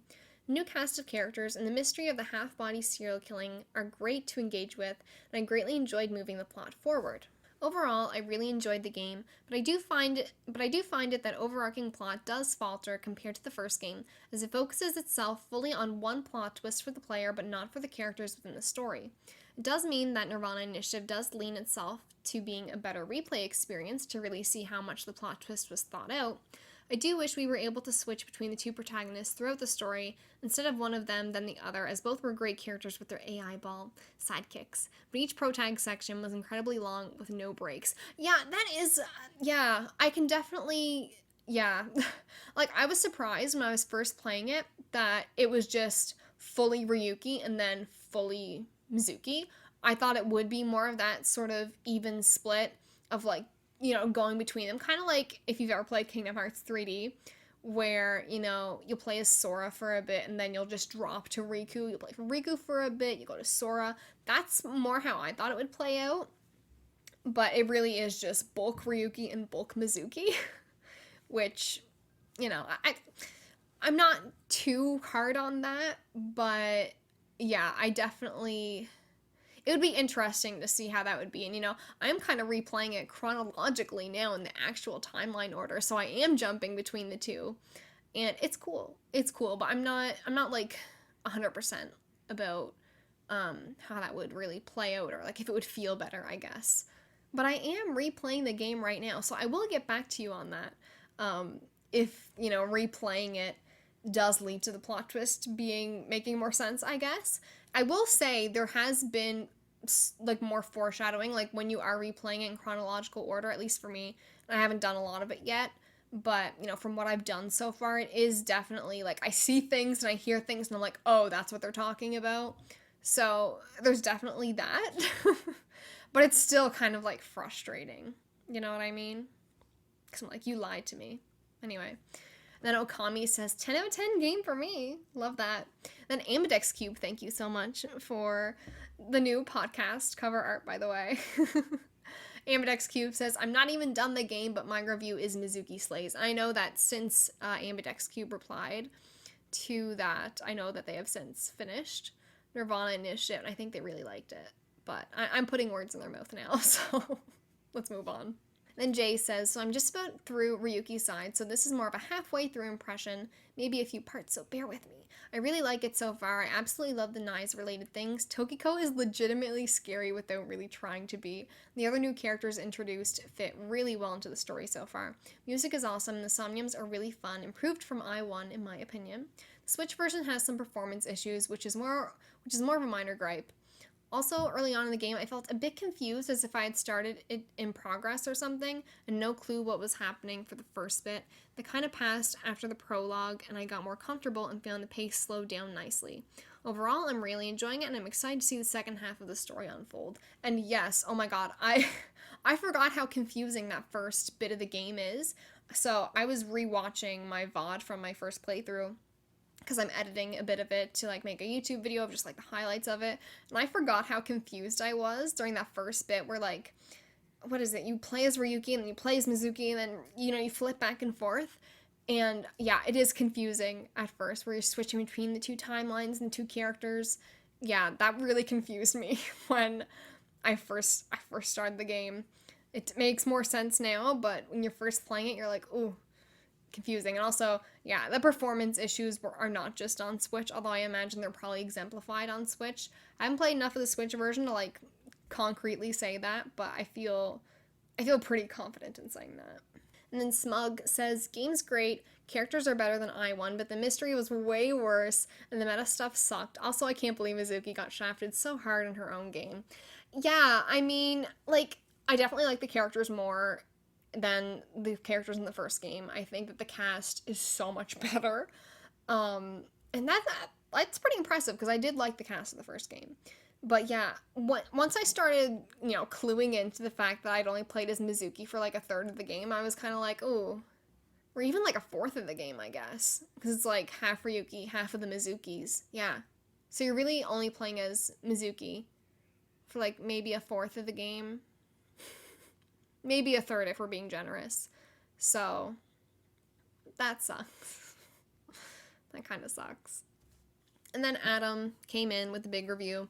Adam says, the cast is the biggest strength of both eyes and especially helps carry this game. The new cast is overall very good. My one pet peeve is that for no reason, Kizuna is a rich kid that hates the unemployed, and this is still seen as lovable by the game, but that's just me. Geni, Mame, Shoma are all joys, and Lien and Komeiji ended up being much more likable than when I first met them. Yeah, when Lien was first introduced, I was like, what the hell is going on with this man? But then, unfortunately, by the end of the game, I was like, oh, he's one of my favorite characters. I'm not proud of that, but I did end up really liking Lien. He's just a lovable himbo. Anyway, let's see what else Adam has to say. I love Mizuki so much, and apart from the reveal that Shoko and Renju aren't actually her parents, I feel out of most of the retcons that did the most harm to previous character development, really enjoyed getting to know more about her. I loved Ryuki, and even though I was initially upset that Mizuki wasn't the player character for the entire game, I missed Ryuki when he was gone. Also, he totally crushes on Date. Poor boy. That was, I think I have a bit about this in my review as well, Adam. as I'm sure you know, because we talked about this game a lot. But yeah, I feel like that retcon specifically is my least favorite in the game. You know, I do think that Mizuki just being extremely strong for the hell of it was really funny in the first game. I can see why they would kind of explain that with, her genes and, cloning or whatever. I get why they would be like, okay, this is where her super strength comes from. I think that's fine. Even though I think it's funnier when it's just this really strong 12-year-old for no reason. But yeah, when it comes to Shoko and Renju, I might as well just get into this now. When it comes to Shoko and Renju, it's really, in the first game, it's a big thing that, like, they had Mizuki, and they're terrible parents, and there's a whole part about Shoko basically saying, like, I wish I never had you, like, you're a terrible child, I wish you weren't in my life, all these things. And I mean, you would think that being an adoptive parent, that you would be more loving to your child than perhaps, someone that maybe accidentally had a child. They didn't intend to become a parent. But what do I know? I do know there are some fucking awful adoptive parents out there. I'm not trying to say that adoptive parents are always fantastic, but it is a bit weird to me with the way that they just kind of set it up in the first game, and then in this game they're like, oh, she was actually adopted by Shoko and Renju. That's definitely the most obvious retcon, and it's the one that I would also say is my least favorite, where it's just like, I don't know how I feel about this, because it's such a core part of Mizuki's character as well in the first game, where she's lost her parents, obviously, but also that she's really struggling to kind of come to terms with her relationship with them, and wanting to feel loved by them and how important they are to her. And obviously that doesn't go away because they're adopted parents, etc., etc., but it feels weird. It feels weird to kind of go back on that when obviously that wasn't the case when they wrote the first game, if that makes sense. And then Adam says, the English voice acting is such a strong aspect of the game as well that I feel deserves more attention. All actors do such a tremendous job. Agreed. Definitely agree. The twist of playing as BB sometimes was interesting, but I feel like it mostly depends on where they take the story from here to see whether it paid off or not. If the timeline shenanigans lead to the Freyr being a big part of the third game, I think it'll have been a success. If not, then the twist feels unnecessary. A twist for twist's sake. The more I think about it, the more it reminds me of the end of VLR. Though that was just a quick thing at the end, and this was what the whole game was built around. This will be revealed in the third game. Please look forward to it. And yeah, me and Adam have been talking about this a lot, and I will just keep it simple and say that I agree for now, and then go into more depth on it later. But I agree. And then Adam also says, some questionable story decisions prevent it from being my favorite Uchi game, but the writing, characters, music, and vibes are so good that I loved a lot regardless. Shout out to Nice's theme, Lien's Somnium, the new investigation music, and Brahmin as my favorite new tracks. But pretty much the entire soundtrack fucks. Agree. Though they said there were PS5 and Xbox Series versions when it was announced, and that turned out to not be true. Saw the loading is pretty bad even on Series X. Game looked very pleasant though, clean, and with seemingly a higher budget than the original, except the Somnium intro videos. Like, WTF. Exactly, Adam, you're completely correct. It's so surprising that we got another eye, and I'm so glad we did. Selfishly, really hoping we get another, but I appreciate that we got this at all. I3, then a Zero Escape crossover next, and yeah, like, at the end of the day, I never thought that we would get a sequel to the first Somnium Files game, so the fact that we got a sequel and it was good is, like, really, that's already more than I would have asked for, so, like, I'm content. And then the last answer we have here is from QWERTY, and QWERTY says, I love the game. On one hand, I do understand the complaints that a few of you have been having, but on the other hand, I was so consistently excited during this game that they honestly don't really knock it down for me at all. Every time I turned on the game, I was thrilled to play. There weren't any portions of the game like in the first one for me.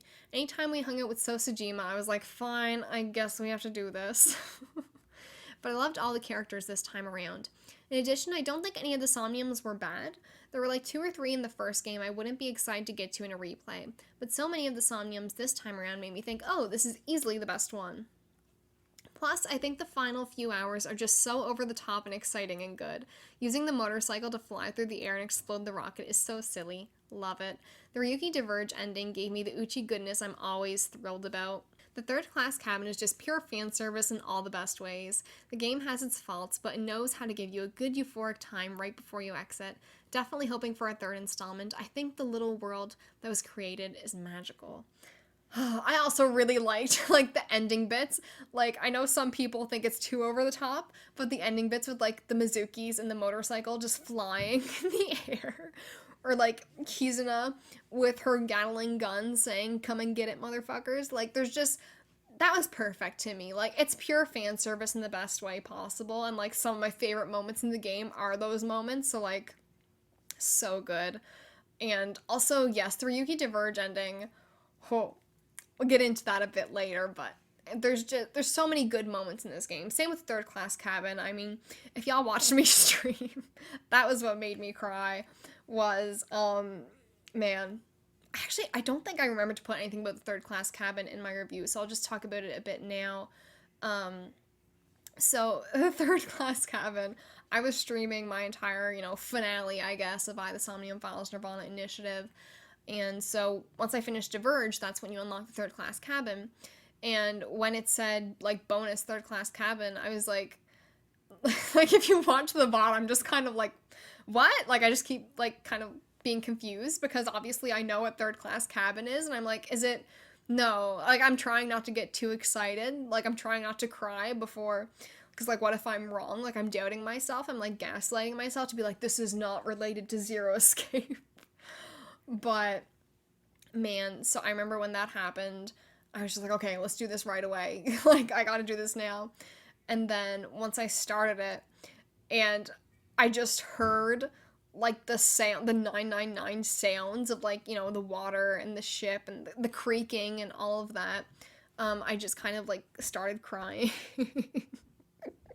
And then it got more emotional when I see, like, the Third Class Cabin looking the way that it did, because obviously 999 was made for the DS, and, it does look a bit better in the Nonary Games version, but seeing that environment kind of, built from the ground up and looking so good, I was just like, oh my god, like, I'm emotional right now.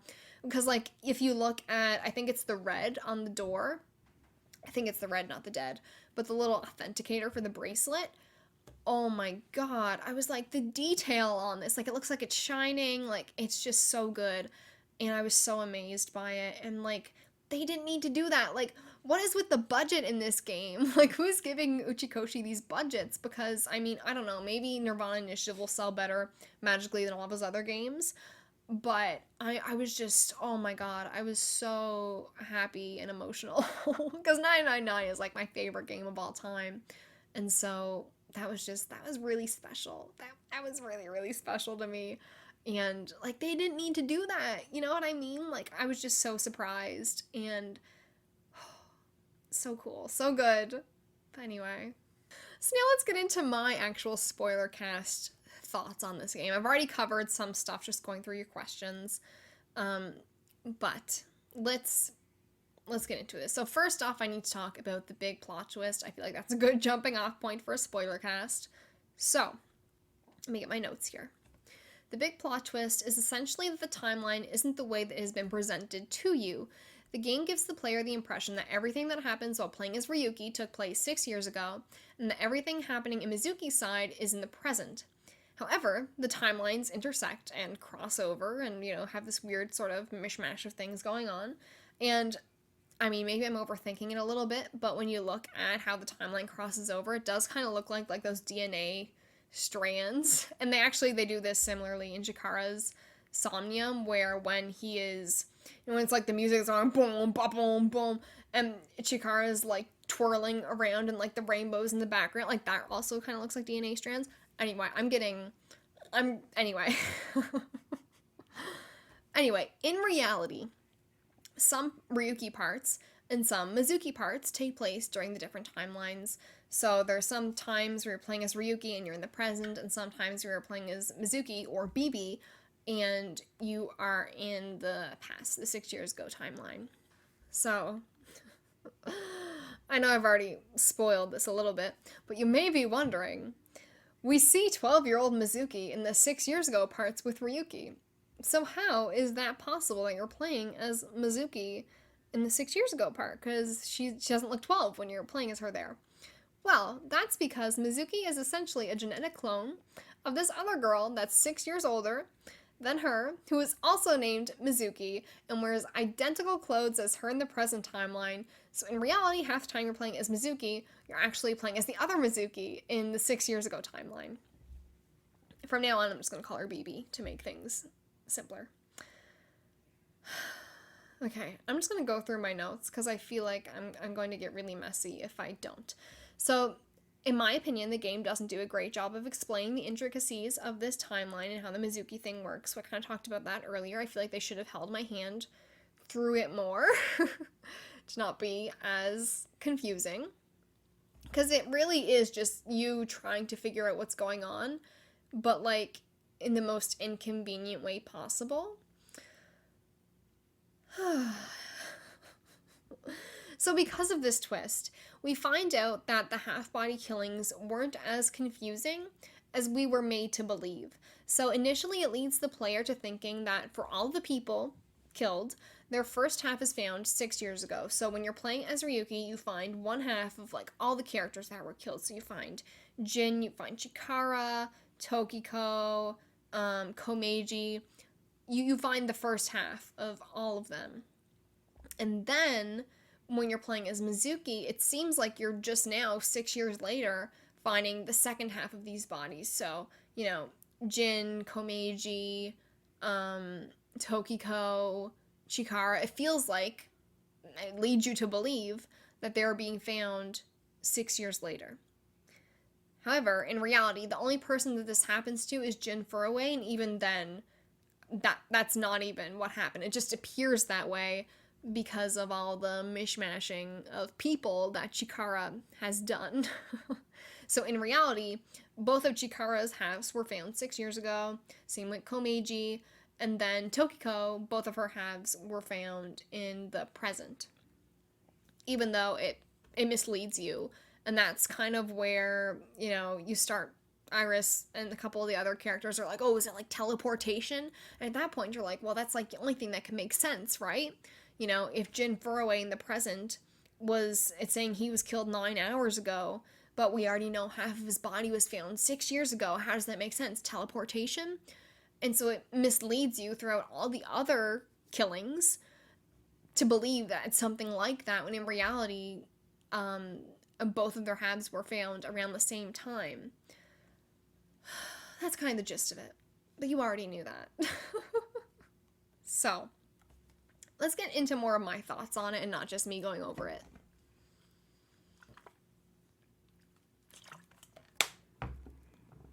So, I did enjoy how this was presented by Mama, revealing it to us and breaking the fourth wall and having a bit of a meta moment.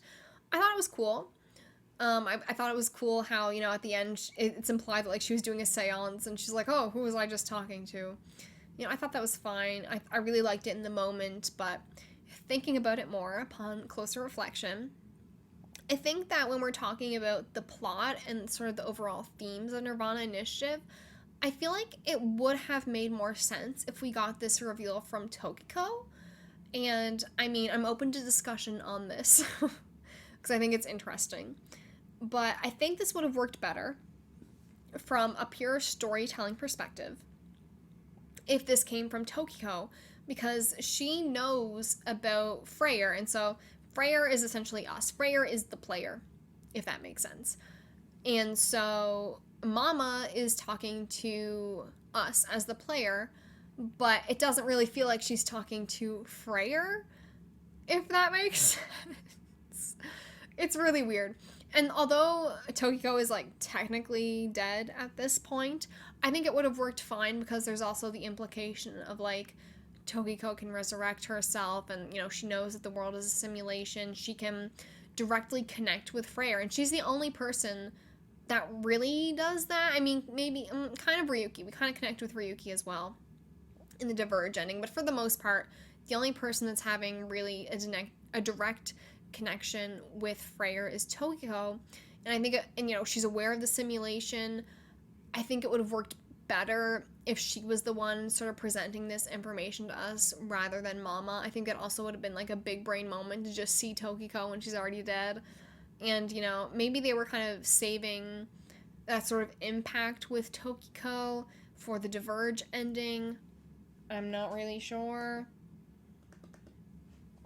But I think it would have been better to have Tokiko present it, just, from a storytelling perspective.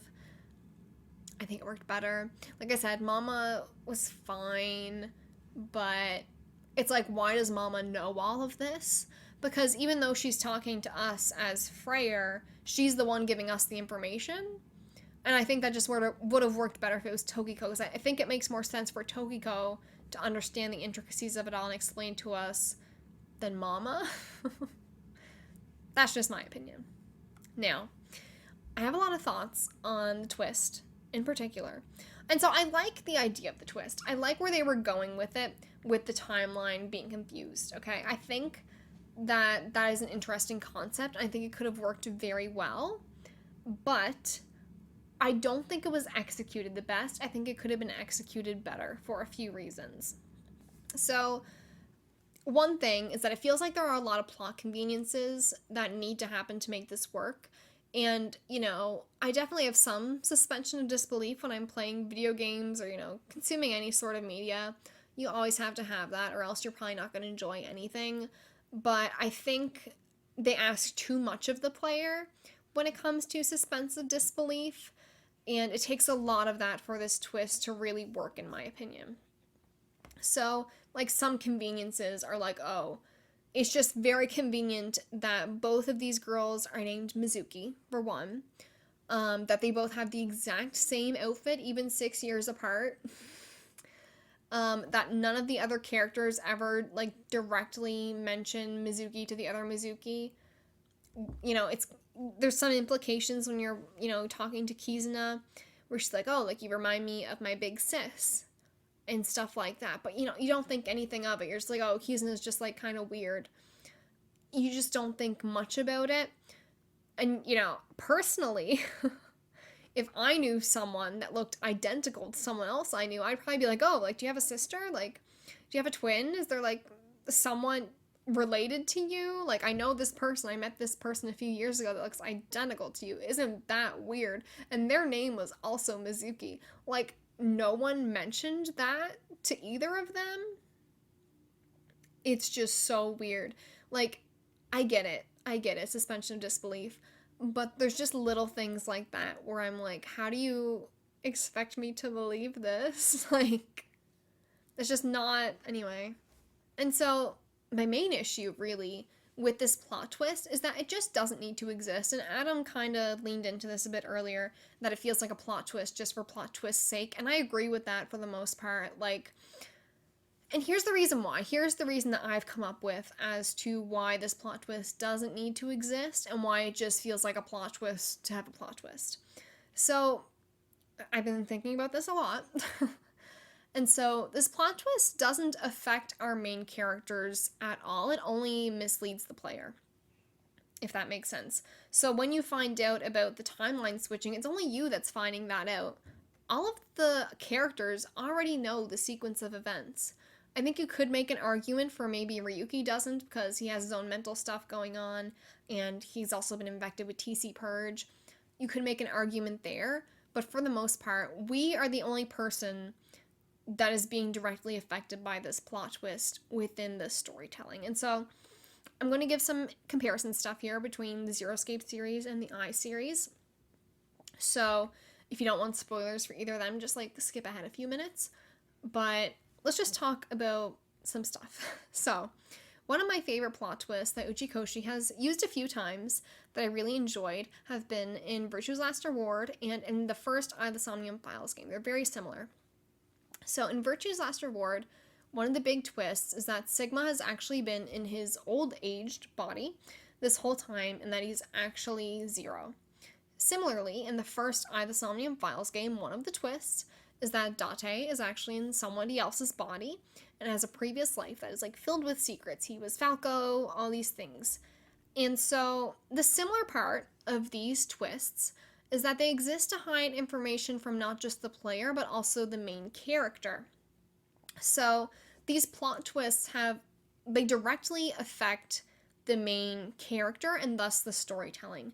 So when you have the reveal at the end of VLR that Sigma is, 60 in his 60-year-old body and that he was Zero this whole time, this is like a character moment for Sigma because he's like, what the hell? Like, what is going on? Like, he is confused along with the player. And yes, they do hide some things very conveniently in Virtue's Last Reward, where, you never see Sigma when you're in Rhizome 9. You never see him, even though you see the other characters. He doesn't have voice acting like the other characters, but, like, at least when I first played VLR, I didn't really think about that, because I'm just like, oh, he's the main character. Like, maybe that's why. It's just so we can connect with him more. Something like that. Maybe that's why. I didn't think anything of it. And so, to me, that's executed very well. It doesn't feel like they're lying to me just to lie to the player, because Sigma doesn't know either, and he's our point of view. And so, it makes sense in that way. And very similarly, in the first AINI Somnium Files game, Date also doesn't know this information about his past life. He has amnesia. And so, both the player and the main character are in very similar positions, even though the other characters in the game might not be saying certain things. Boss isn't telling Date about what happened 6 years ago. And I mean, even in VLR, there's some characters that are, saying stuff to Sigma, like, you must have done a lot of drugs to look like that at age 20 or something. So, like, there's stuff like that, but it's not lying to the player just to lie to the player. It's also because it has a big effect on the main character. And, when Date figures out some of his past along with us in the first eye, it changes his perspective on things a bit too. So I think that those twists that directly affect our main character as well as the player, I think that they work very, very well.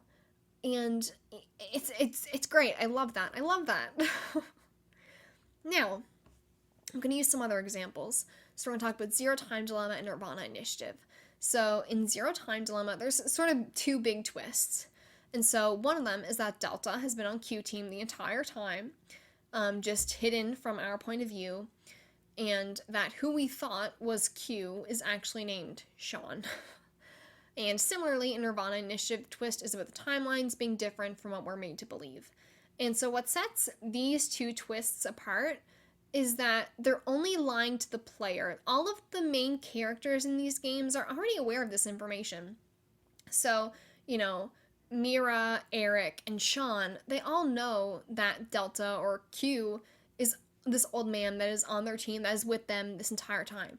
They're all aware of it. They all know that. It's just conveniently hidden from the player because of certain certain camera angles, and because, they think that this man is deaf and blind, that they never need to interact with him for anything. And, there's a few things where, people imply that, there was this old man at DCOM, but you don't think of it at all, right? And so, all of Q Team knows about Delta being there. And also conveniently, everyone on Q Team knows that who we thought was Q is actually named Sean, because once they reveal that his name is Sean, Mira and Eric start calling him Sean all the time, even though they never did that beforehand. And it's just like, oh, so you knew this whole time, you just conveniently never said his name in any of the fragments before this, because that would have been a spoiler that he wasn't Q. And so it's just lying to the player to lie to the player. The characters already know what's going on. It's just hidden from us, because then the plot twist wouldn't work. It wouldn't work as well. It wouldn't give you that big, like, oh, what's going on? I'm confused. It wouldn't have the same effect if the player knew this information as well. Even though it has no bearing on our main characters. They continue as usual. It doesn't have an effect on them. There's no character development that has to do with these revelations. It's just there. They know and we don't.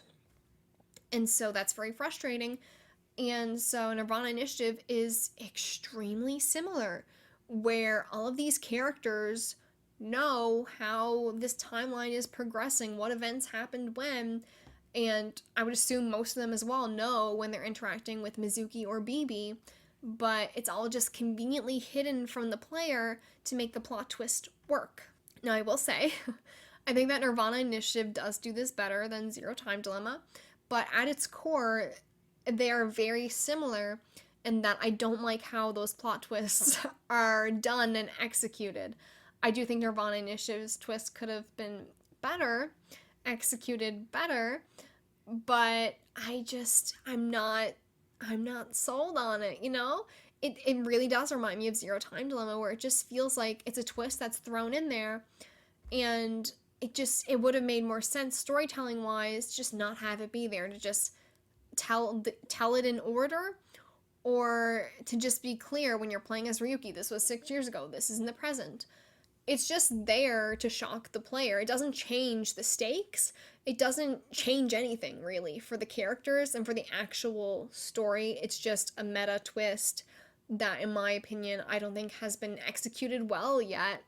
So, man, it has these conveniences that comes with it, where my suspense of disbelief, it feels like they're making me put too much effort, making me do too much mental gymnastics, where it's like, oh yeah, this makes sense. Like, oh yeah, they totally would never acknowledge Delta in that chair. Or, no one would ever say to Mizuki, oh, I know someone that looks identical to you. Or, more implications about what year we're in. And I will say, both games do have foreshadowing. If you go back and play Zero Time Dilemma and even replay nirvanA Initiative for me, like I said, there is foreshadowing that implies that we're in, different times, that we're, it's Mizuki and that's Bibi or whatever. It's there, but I don't think it's executed good enough, and I just don't think it has to be there. Because, I've made my point. It doesn't have any effect on our characters or the storytelling itself. It just has an effect on how we perceive the story and, the player. So, to jump off of this idea some more, I think if they made Freyr more explicitly a character, this could have worked better. And so I kind of talked about this earlier with, if it was Tokiko giving this explanation about the timelines rather than Mama, and sort of directly addressing, Freyr, here's the timeline, here's how you were wrong or something. I think that would be so cool. But with Mama, it's just like she's talking to us as the player. She's not talking to Freyr, even though they're the same person. Semantics, thematics, all that stuff. But, I really love the ending with Tokiko and Freyr that breaks the fourth wall and goes into the simulation stuff. However, I feel like if the game put more of a focus on that idea during the timeline sequence, maybe it would have made more sense. Like I said, put Tokiko there instead of Mama. I think it would just make more sense. And I also think it would have been more interesting if during that explanation, say it was Tokiko that was delivering it instead of Mama, if it could have been something like, however, Freyr, you needed to experience the timeline in this way because, and gave us a reason, because frankly, there isn't one as far as I'm aware of. It is just a plot twist for a plot twist. It is just to mislead the character. Or not the character, the player, because it feels like it's more for the player and not Freyr. And if you made Freyr a character that is the player, it would have made more sense. I just think that would have been so much more interesting. And, you could keep the meta themes and the meta ideas, but present them differently, and to sort of make a character out of, the people that are playing this game and say, this is why you needed to experience the timeline this way. I think that would have made more sense. And, it's just, it just feels unnecessarily messy, and I think it could have been better. So, let's leave it at that. But anyway, moving on from that, let's talk about Terror. So I really liked Terror. I thought Terror was a great villain. I loved any time that he was on screen. I loved his getup, his little outfit. It reminded me a lot of Zero and Zero Time Dilemma. I thought it was great. But, also there's, in the Kusamon Go Somnium, there's just the poses that Terror is doing when he's, like, about to fight you. It's, like, really funny. Anyway, it's very flamboyant. I really like Terror. And I do kind of wish we got to see more of Tear as like Uru Sumizuki. Because I think he's one of the most intriguing characters. And honestly, same with Jin Furue. I think that they're both really interesting, but I also feel like a big part of that is because we don't see more of them, because we don't know much about them. And, we do get to sync with Tear, we do get to sync with Uru Sumizuki. We kind of get this idea that, like, he liked escape games, he liked Zero Escape. And that, what else? And he has a mommy complex, all these things. There's a lot going on in Terror's mind. And so I did like that. I did really enjoy that. But I want to know more, and I want to know more about Jin Furue, because Jin Furue, we don't know anything about. We have interactions with Terror, obviously, but you never get to see who Jin is as a character, and that's fine. I like the mystery and the intrigue of it. It's just like, oh, It almost reminds me of Renju in the first the Somnium Files game. You never get to directly interact with him, you just hear about him from other characters. And that was another thing that I really liked about Renju. So I do think that the mystery about these characters is a good thing, because, like I said, I'm very intrigued by it. Like, it worked, but I'm just like, oh, I wish I saw a bit more, Now, a twist that I really did enjoy was the half-body twist with Jin Furue and Uru Sumizuki being all, like, fucked up together and Jakara messing with them. I thought that was a very good twist because, that affects the characters in the game, that affects the storytelling, etc., etc. I really liked that. And, there is a lot of lead up to that where, they find the machine, that's how they split the bodies in half. But then you can, like, put them together. I don't know how much logical sense it makes, but it's fine. I can put some suspense of disbelief in that because I'm like, oh, like, sci-fi or something, it's fine. But I really liked that twist because I remember when I was playing the game, there's somewhere, I don't know if it's early on or maybe mid-game, we are at Iowan, and someone mentions that there was this kid, Uru Sumizuki, that went missing. And right away I was like, oh, that's Terror. Because it's such an Uchi thing where it's like a random character that has a very small, kind of side character that's actually the big bad type thing. I was like, okay, I feel like that's Terror. And I was right. I mean, I had the right idea at least. Didn't know how that was going to come together, but I was just like, you know what? I feel like that kid is Terror, and I was correct. And I really liked it. And, similarly, that I felt more earned than the timeline one. The timeline one asks a lot of you, whereas I feel like the half-body stuff, that was just cool, I really liked that. Another thing that I kind of predicted, I mean, not really, but kind of.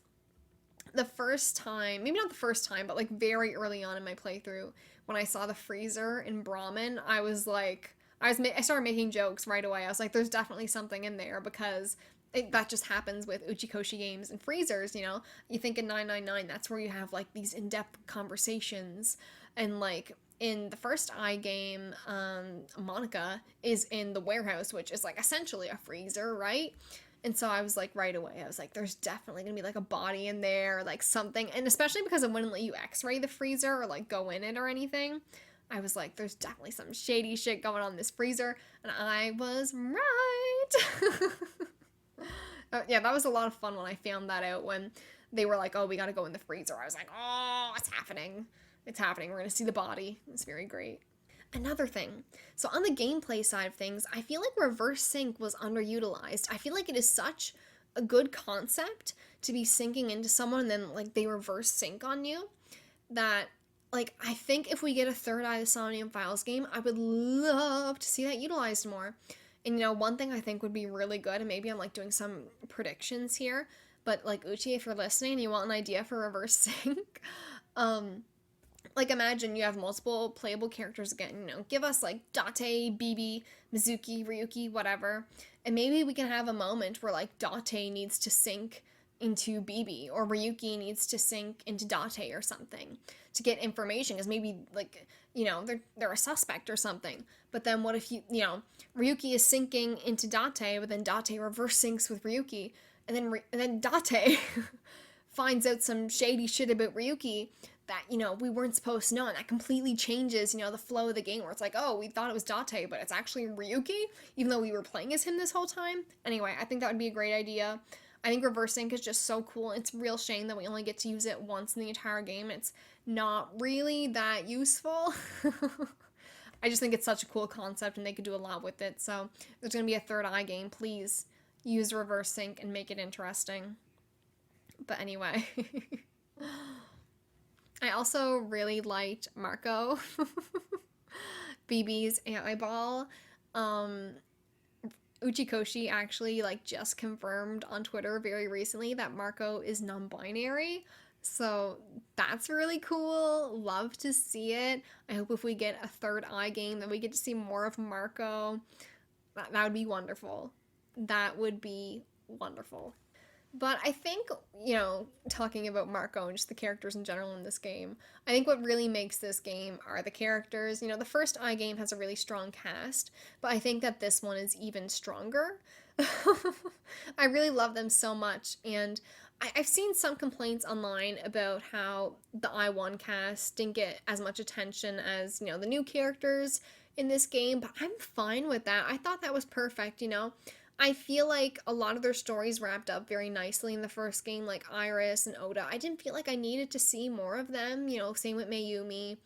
I was fine with a lot of them just being more like cameo type characters and not having too big of a role in the main plot. Obviously, Mizuki and Date have huge roles. Well, Mizuki does. Kind of. I don't know. Anyway, I kind of get where the complaint is coming from, but at the same time, I didn't feel like I need to see any more of them. The only characters I really was like, I would have liked to see more of was, maybe like Hitomi, since there's some stuff with her and Date. Date's just being a fucking weirdo. And Pewter. I feel like you don't see enough of Pewter. But, like, generally, I was fine. I enjoyed seeing the new characters more because it felt more fresh, and I just felt like they were better characters, to be quite honest, When I first played, the Somnium Files, Iris and Oda were pretty much the main characters outside of Date, I would say. And Iris annoys me. I love Iris, but she's an annoying character. And I don't think I need to explain how annoying and, weird Oda is and why I don't want to say I don't like him as a character, but it's just he's one of those characters where he's, like, too realistic. He feels too real that it's, like, kind of uncomfortable. And so I was fine with seeing less of them. And I think that, the main characters they introduce here, like Kizuna, Lien, Geni, I think that they're all better. So that's just my opinion. I was fine with the focus being more so on new characters than old characters. I thought that was great. I would have liked to see Date a bit more, though. Because you don't see him for 6 years, which is kind of funny because he gets amnesia again, which, is like a funny bit. But at the same time, I feel like it's weird from a storytelling and character perspective. It just, because, like, here's the thing. He adopts Mizuki when she's, like, 12, right? And, she finally gets this good parent figure in her life. But alas, Date goes missing and gets amnesia again, and so he leaves her for another 6 years, and then Mizuki's by herself again. And it's just really weird because, I feel like a core bit of the first eye is sort of Date and Mizuki's relationship development and, them learning to accept one another and, have this relationship that's really wonderful and, kind of makes you a bit emotional when you play the first eye, the Somnium Files game. And so it does feel kind of fucked up that for, like, some storytelling convenience purposes, Date just fucks off for 6 years and then Mizuki's left by herself. So you really think about it, like, that's not great. Like, even if it's not technically his fault, it's just like, oh, this feels like a huge step back in terms of, their development, their relationship. It's really weird, and I'm not a big fan of it. But, I am being a bit nitpicky here, but it is a bit frustrating. But I did really love Geni, Kizuna, and Lien. Those are probably my favorites. My favorite characters in this game out of the new ones. I will say I did have an issue with Lien at first because he's 22 years old and proposing to high school girls, and I don't think I need to explain that that's kind of weird. Even if she's 18, she's in high school. That's fucking weird. But anyway, we also don't technically know Geni's age. It's not listed in like his character thing. It says unknown, but I think it's safe to assume he's at least the same age as Lien, if not older. And he's also in love with a high schooler. So that's weird once again. That's another issue I have with this game. It's just its obsession with high school girls. You see Moma and Oda being obsessed with Iris, but then, it continues in this game where it's framed as serious relationships where the age gap isn't as bad, but it's still weird and a bit uncomfortable. Anyway, I am being a bit nitpicky here, but I literally think that they could have just made Lien 20 and even Genny just say that he's like 20, 21, and, it doesn't change their relationships at all. It just makes it easier to digest when it's, grown men that are romantically interested in high schoolers. But one thing that really made Lien grow on me was post-time skip when, Kizuna's disabled and Lien really stays by her side. And I talked about this a bit on stream as well, but I feel like it is, and I've seen this online where it's so common that, if you're married, if you're in a relationship, if a woman, falls chronically ill, if she becomes disabled in any way, if she's going through something physically that affects her abilities, it's very common, more so, for men to leave their partner over something like that than it is for women. And, I hate all men. I'm exaggerating. It's fine. I know, I think most of my listeners are men. So, you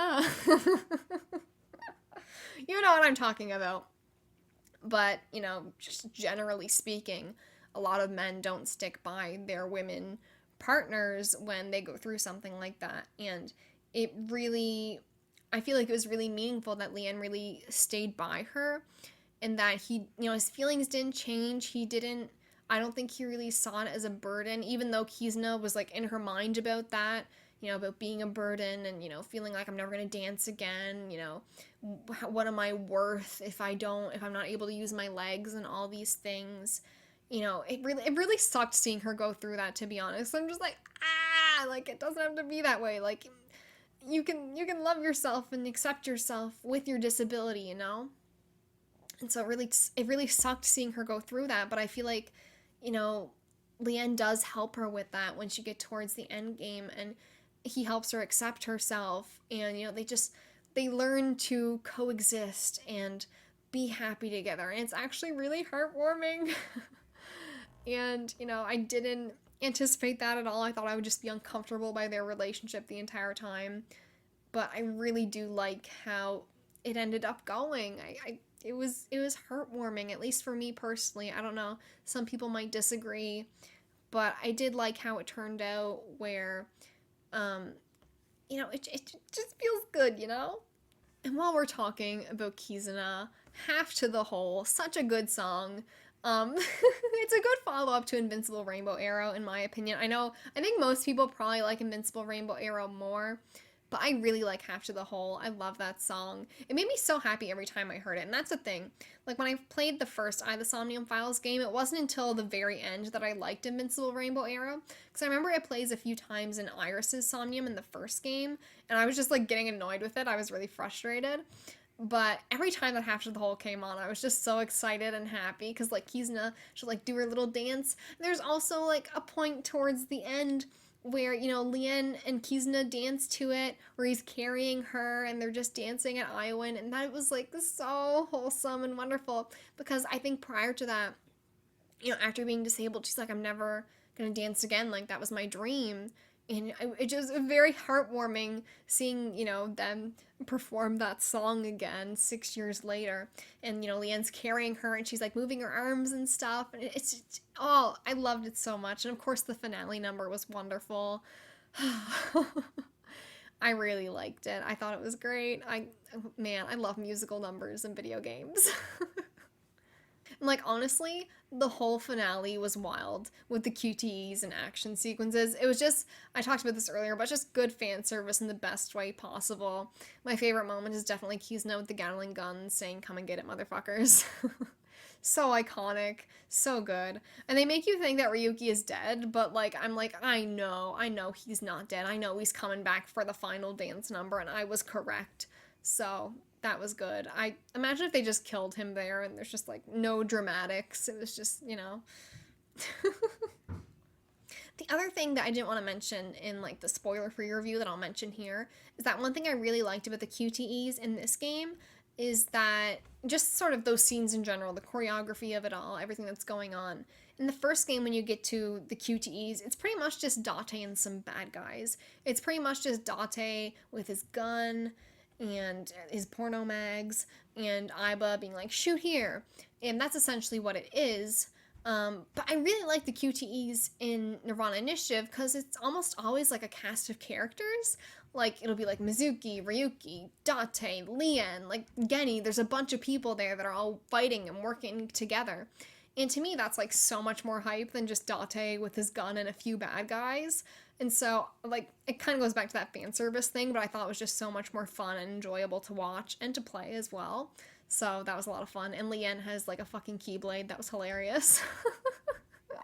I get he's a lockpick, but in my eyes, he just has a keyblade. I will say, I did not like the Gen and Amame ending. I haven't gone back to it since the first time doing it. So like my memories are a bit fuzzy. But I just remember it was like so weird. And it's easily my least favorite. I can say that for sure. But it felt really messy. All the other endings that, you know, are branching off, like Shoma Komeiji ending, Kizuna Lien ending, they all feel coherent and they all feel, maybe the Kizuna Lien is a bit rushed, but if it, not even rushed, it just feels like it cuts off at a weird point.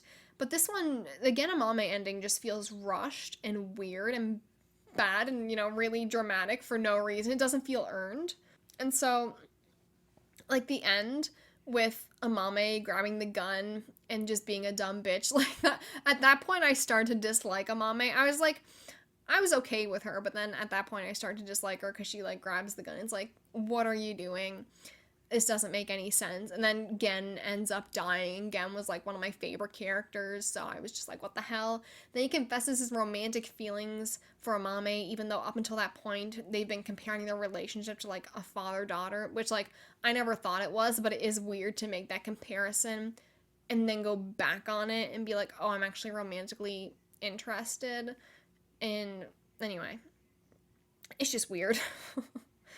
And I feel like it just didn't feel earned. Like, it was really dramatic. And I'm just like, I know this is probably going to be like a bad ending. I don't think it's like, you know, the core ending. It was just, it wasn't good. I didn't like it. I don't know how much of like a popular opinion or unpopular opinion that is, but that's easily the worst ending and I didn't enjoy it. But speaking of Amame, girl got some girl boss energy. She murdered Terror. She was being weird the entire game. Like, it felt like every time we saw her, except for maybe like once or twice, she was always just being fucking weird. But I didn't expect her to be the one to kill Terror. I didn't think she had it in her. And, you know, I think I would have preferred if Terror were killed some other way or by someone else for a different reason. Mostly just because I'm not the biggest fan of like revenge plots where, you know, you just kill someone to get revenge. Even if it is girl bossing, it's not really my thing. But it also felt a bit weird and messy leading up to confronting her. Like, it was just like, oh, who should we go to that might have killed Terror? Oh, Amame, maybe, because her Somnium was weird or something. I don't know, it was just really weird. And then you have Geni and Shoma kind of like protecting her and being like, no, no, no. It's just really weird, and it felt like, okay, let's rush through this to figure out, you know, who killed Terror. Let's just rush through this Amame part so then we can move on to the actual finale and tie up this plot thread. Like, that's all it felt like. It just felt like, okay, we have to figure out who killed Terror, so let's just get this Amame thing out of the way, and then let's get to the real show with, you know, this thing in the stadium. That's all that felt like, and I just think, you know, meh. I think that the actual finale is a lot cooler. I think that Terror is a lot cooler. I don't know. I know a lot of people ended up liking Amame a lot. I wasn't one of those people. But whatever. I don't hate her. Although I didn't like that Gen Amame ending. But anyway. So moving on. I really loved how Knives was implemented in this game. So going into it, obviously, I think a lot of us had an idea that Knives was going to be a core part of it. Because in the marketing, they were showing off, Tohiko as the leader of the Knives Japan division, and Hidden Bats seemed to be implying there was something with Knives. It was, giving that sort of energy. And I thought Tokiko was really interesting, definitely very mommy. Um, I like Tokiko. I like her character design. I like her voice actor as well. Just everything about her I thought was really cool. I do wish we got to learn a bit more about Order of the Percent. The Chikara thing that's sort of, I don't know what the right word you would use to say, but it's kind of branched off from Knives to be their own, almost like religious cult. But it didn't seem to be too relevant anyway, so like I'm fine with it. Maybe we'll learn more about Order Percent in the third game, but it doesn't matter too much. That's just me being nosy and wanting to know more. But man, the Neil number. So when I first got to the part where it's very early in the game where Tokiko asks if you're a Freyer, I said yes. And I got to the part where you need to put in the number, but obviously I didn't have the number yet. And fun fact, the nil number in each individual game is randomly generated. So my nil number will not be the same as yours. So there's like no way that you could possibly like Google and find that out ahead of time, at least not that I'm aware of, to figure out the nil number and get the diverge ending unless you finish the game and seen the epilogue and everything. So I thought that was super cool. But I thought it was so interesting. I thought it was really cool. And at the very end of the epilogue, when we got the nil number, I freaked out because, I've been waiting the whole game because I was so, when I tried to put in the nil number, but then, I didn't have a nil number, and I just had to go back, and she was like, oh, so you were lying to me. It's like, oh, no, but I am a Freyer, but I don't have that information yet. And so at the end of the game, when we finally got that, and I went back, and I put in the number, I was like, oh, this is, like, so exciting. I really liked that. That was one of my favorite parts of the game, I think. And I love when, like, the simulation sort of breaks, and so you have the bodyguard almost, like, T-posing, and Tokiko's like, come and find me, and you can just, like, no-clip through the area, and it's just so cool. And, you walk, well, you run over, and you're trying to find Tokiko, and you see her standing there with, like, almost, like, red flames, it looks like she's just surrounded in red. It's, like, her aura or something. And I was, like, so scared. Like, that was one of the scariest parts of the game for me. Like, the only moment I remember being like, oh, this is weird. Like, I think it's just something about the meta commentary and just Tokiko as a person and, the red aura that she was emitting. I was like, I feel like if I go up to her, I'm going to die. Like, I'm gonna go up and then I'm gonna get, like, jump scared, or she's gonna, like, chase me, or, like, I'm just gonna die. Like, I feel like I'm gonna die in real life if I go up to her. But anyway, it was scary, but I did it, and it was so cool. But anyway, I think those are most of my thoughts on the story. Hopefully, I don't know. It's gonna be a long, long episode. Anyway, let's talk a bit about Somniums. So, Kusamon Go was definitely my favorite Somnium. I thought it was so funny that So Sejima was a gym leader. And there's some really funny shit in that Somnium, by the way. If you use Boss's blackmail ability on So Sejima, it does 999 damage, which is just hilarious because he's a politician. It makes sense. I thought it was funny. You can also unlock the secret Kusamon F. That's like a shadow of Falco from the first game. And he does infinite damage. It's fantastic. It's so much fun. I thought it was so good. That's easily my favorite Somnium.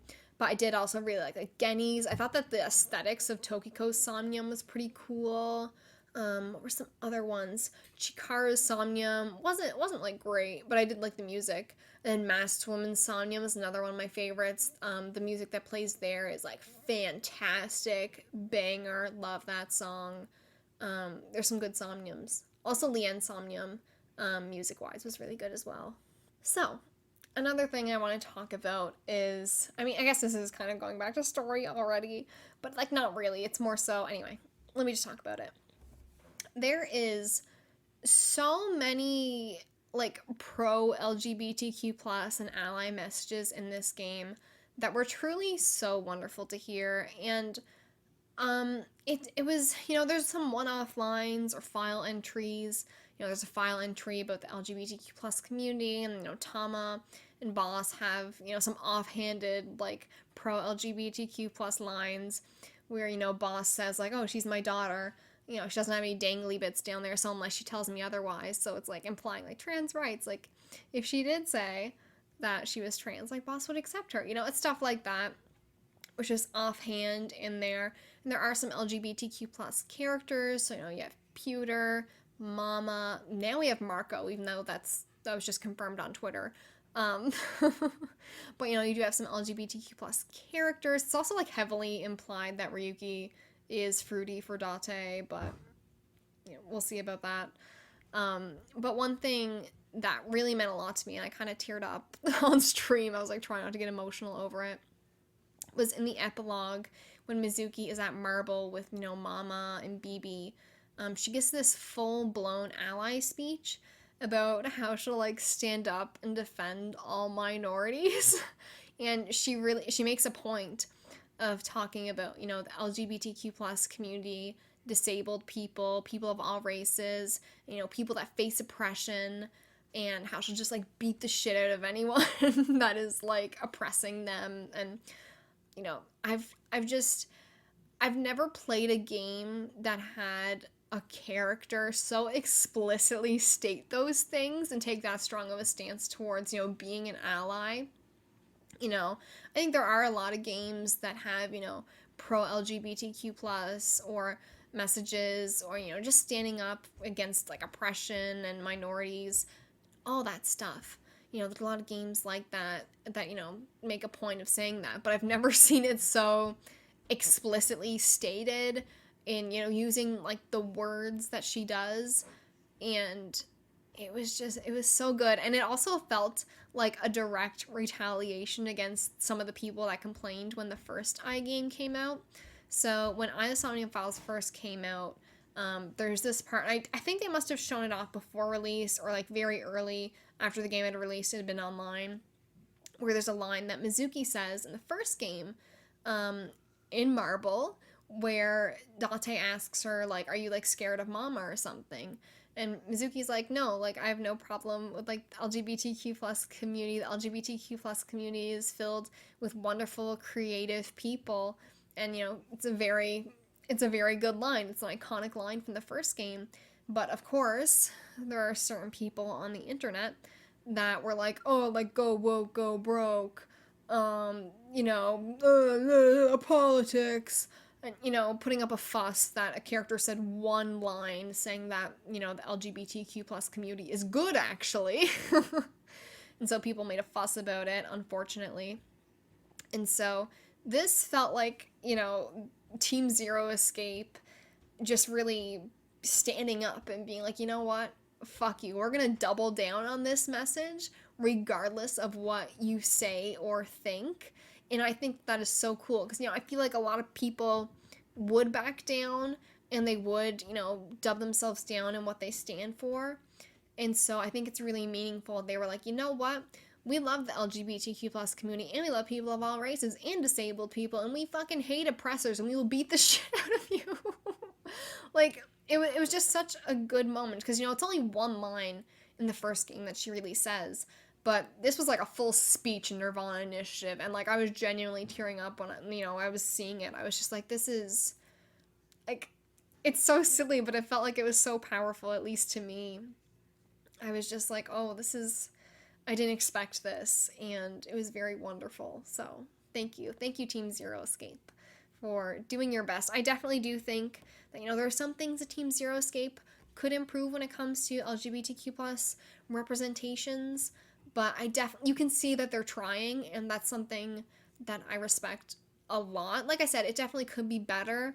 I would love to see a main character be canonically LGBTQ plus, because like I said, we have Pewter, we have Mama, and now we have Marco, but they're all side characters. I would love to see, if Ryuki is a main character protagonist in the third game, I would love to see, his feelings for Date be less goofy, less like, I have a silly crush on him, and just, more explicitly state it, even if it's not reciprocated.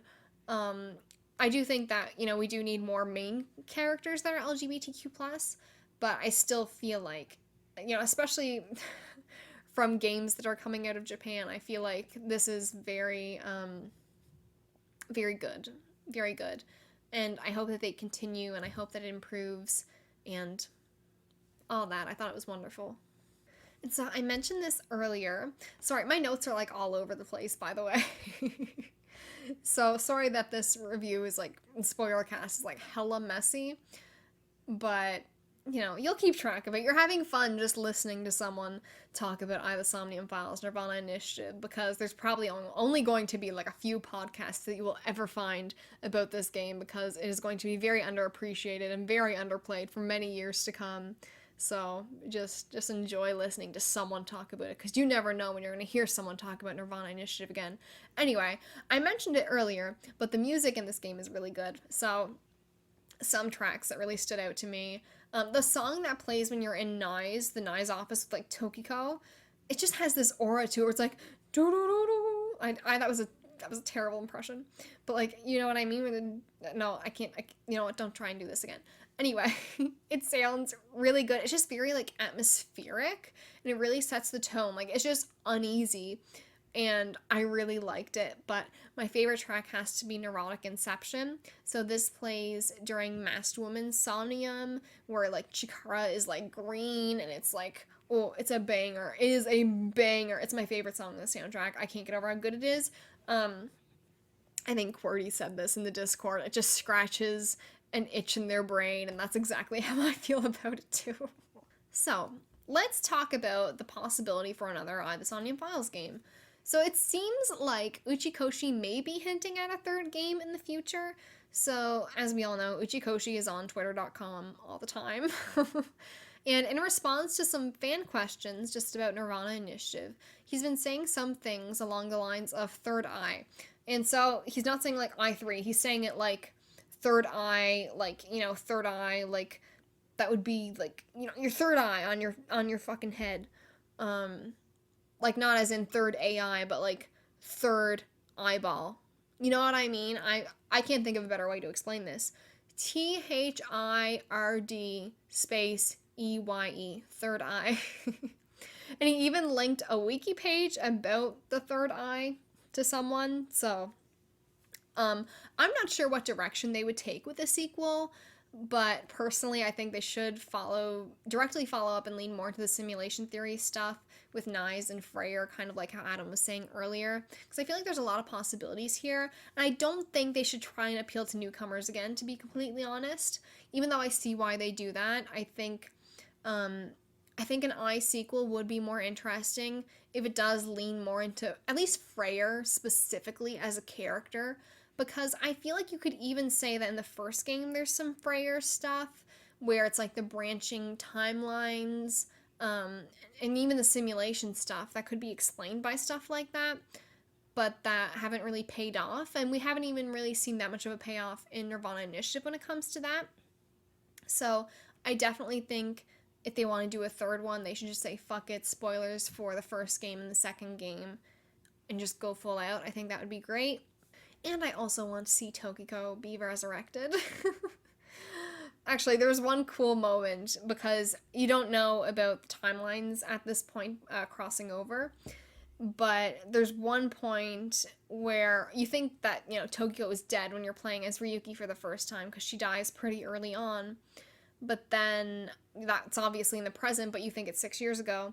And there's a moment where you're playing as Mizuki where you think it's in the present, but it's actually 6 years ago.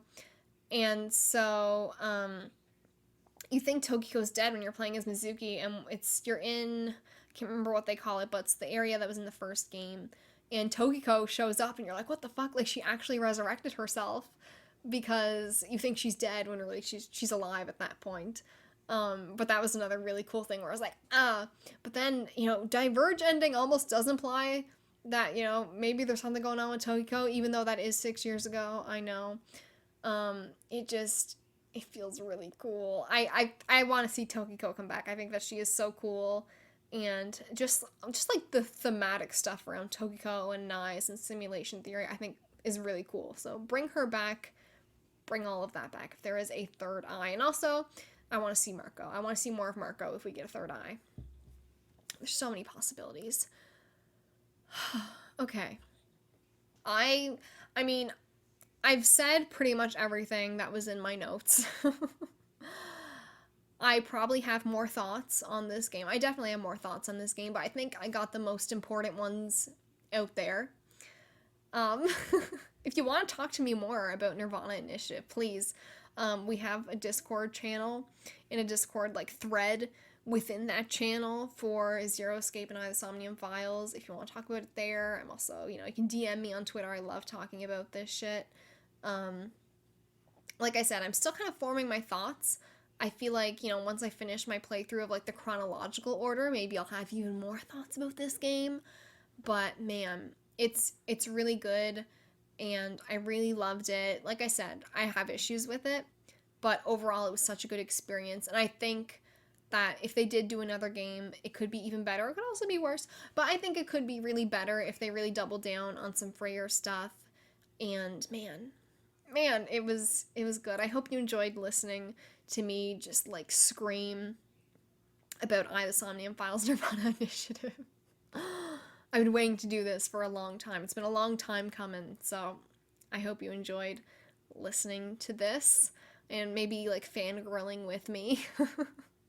But anyway, be sure to let me know in the comments what your thoughts on I, the Somnium Files nirvanA Initiative is. If you are listening on YouTube, please let me know. Let me know because I need to know. I love talking about this. Moving on, thank you so much for listening to the Luna's Galaxy podcast. It has been a long one. This might be my longest episode yet, so thank you so much for listening. If you enjoyed this episode, please feel free to like, comment, and subscribe on YouTube or leave a review on Apple Podcasts.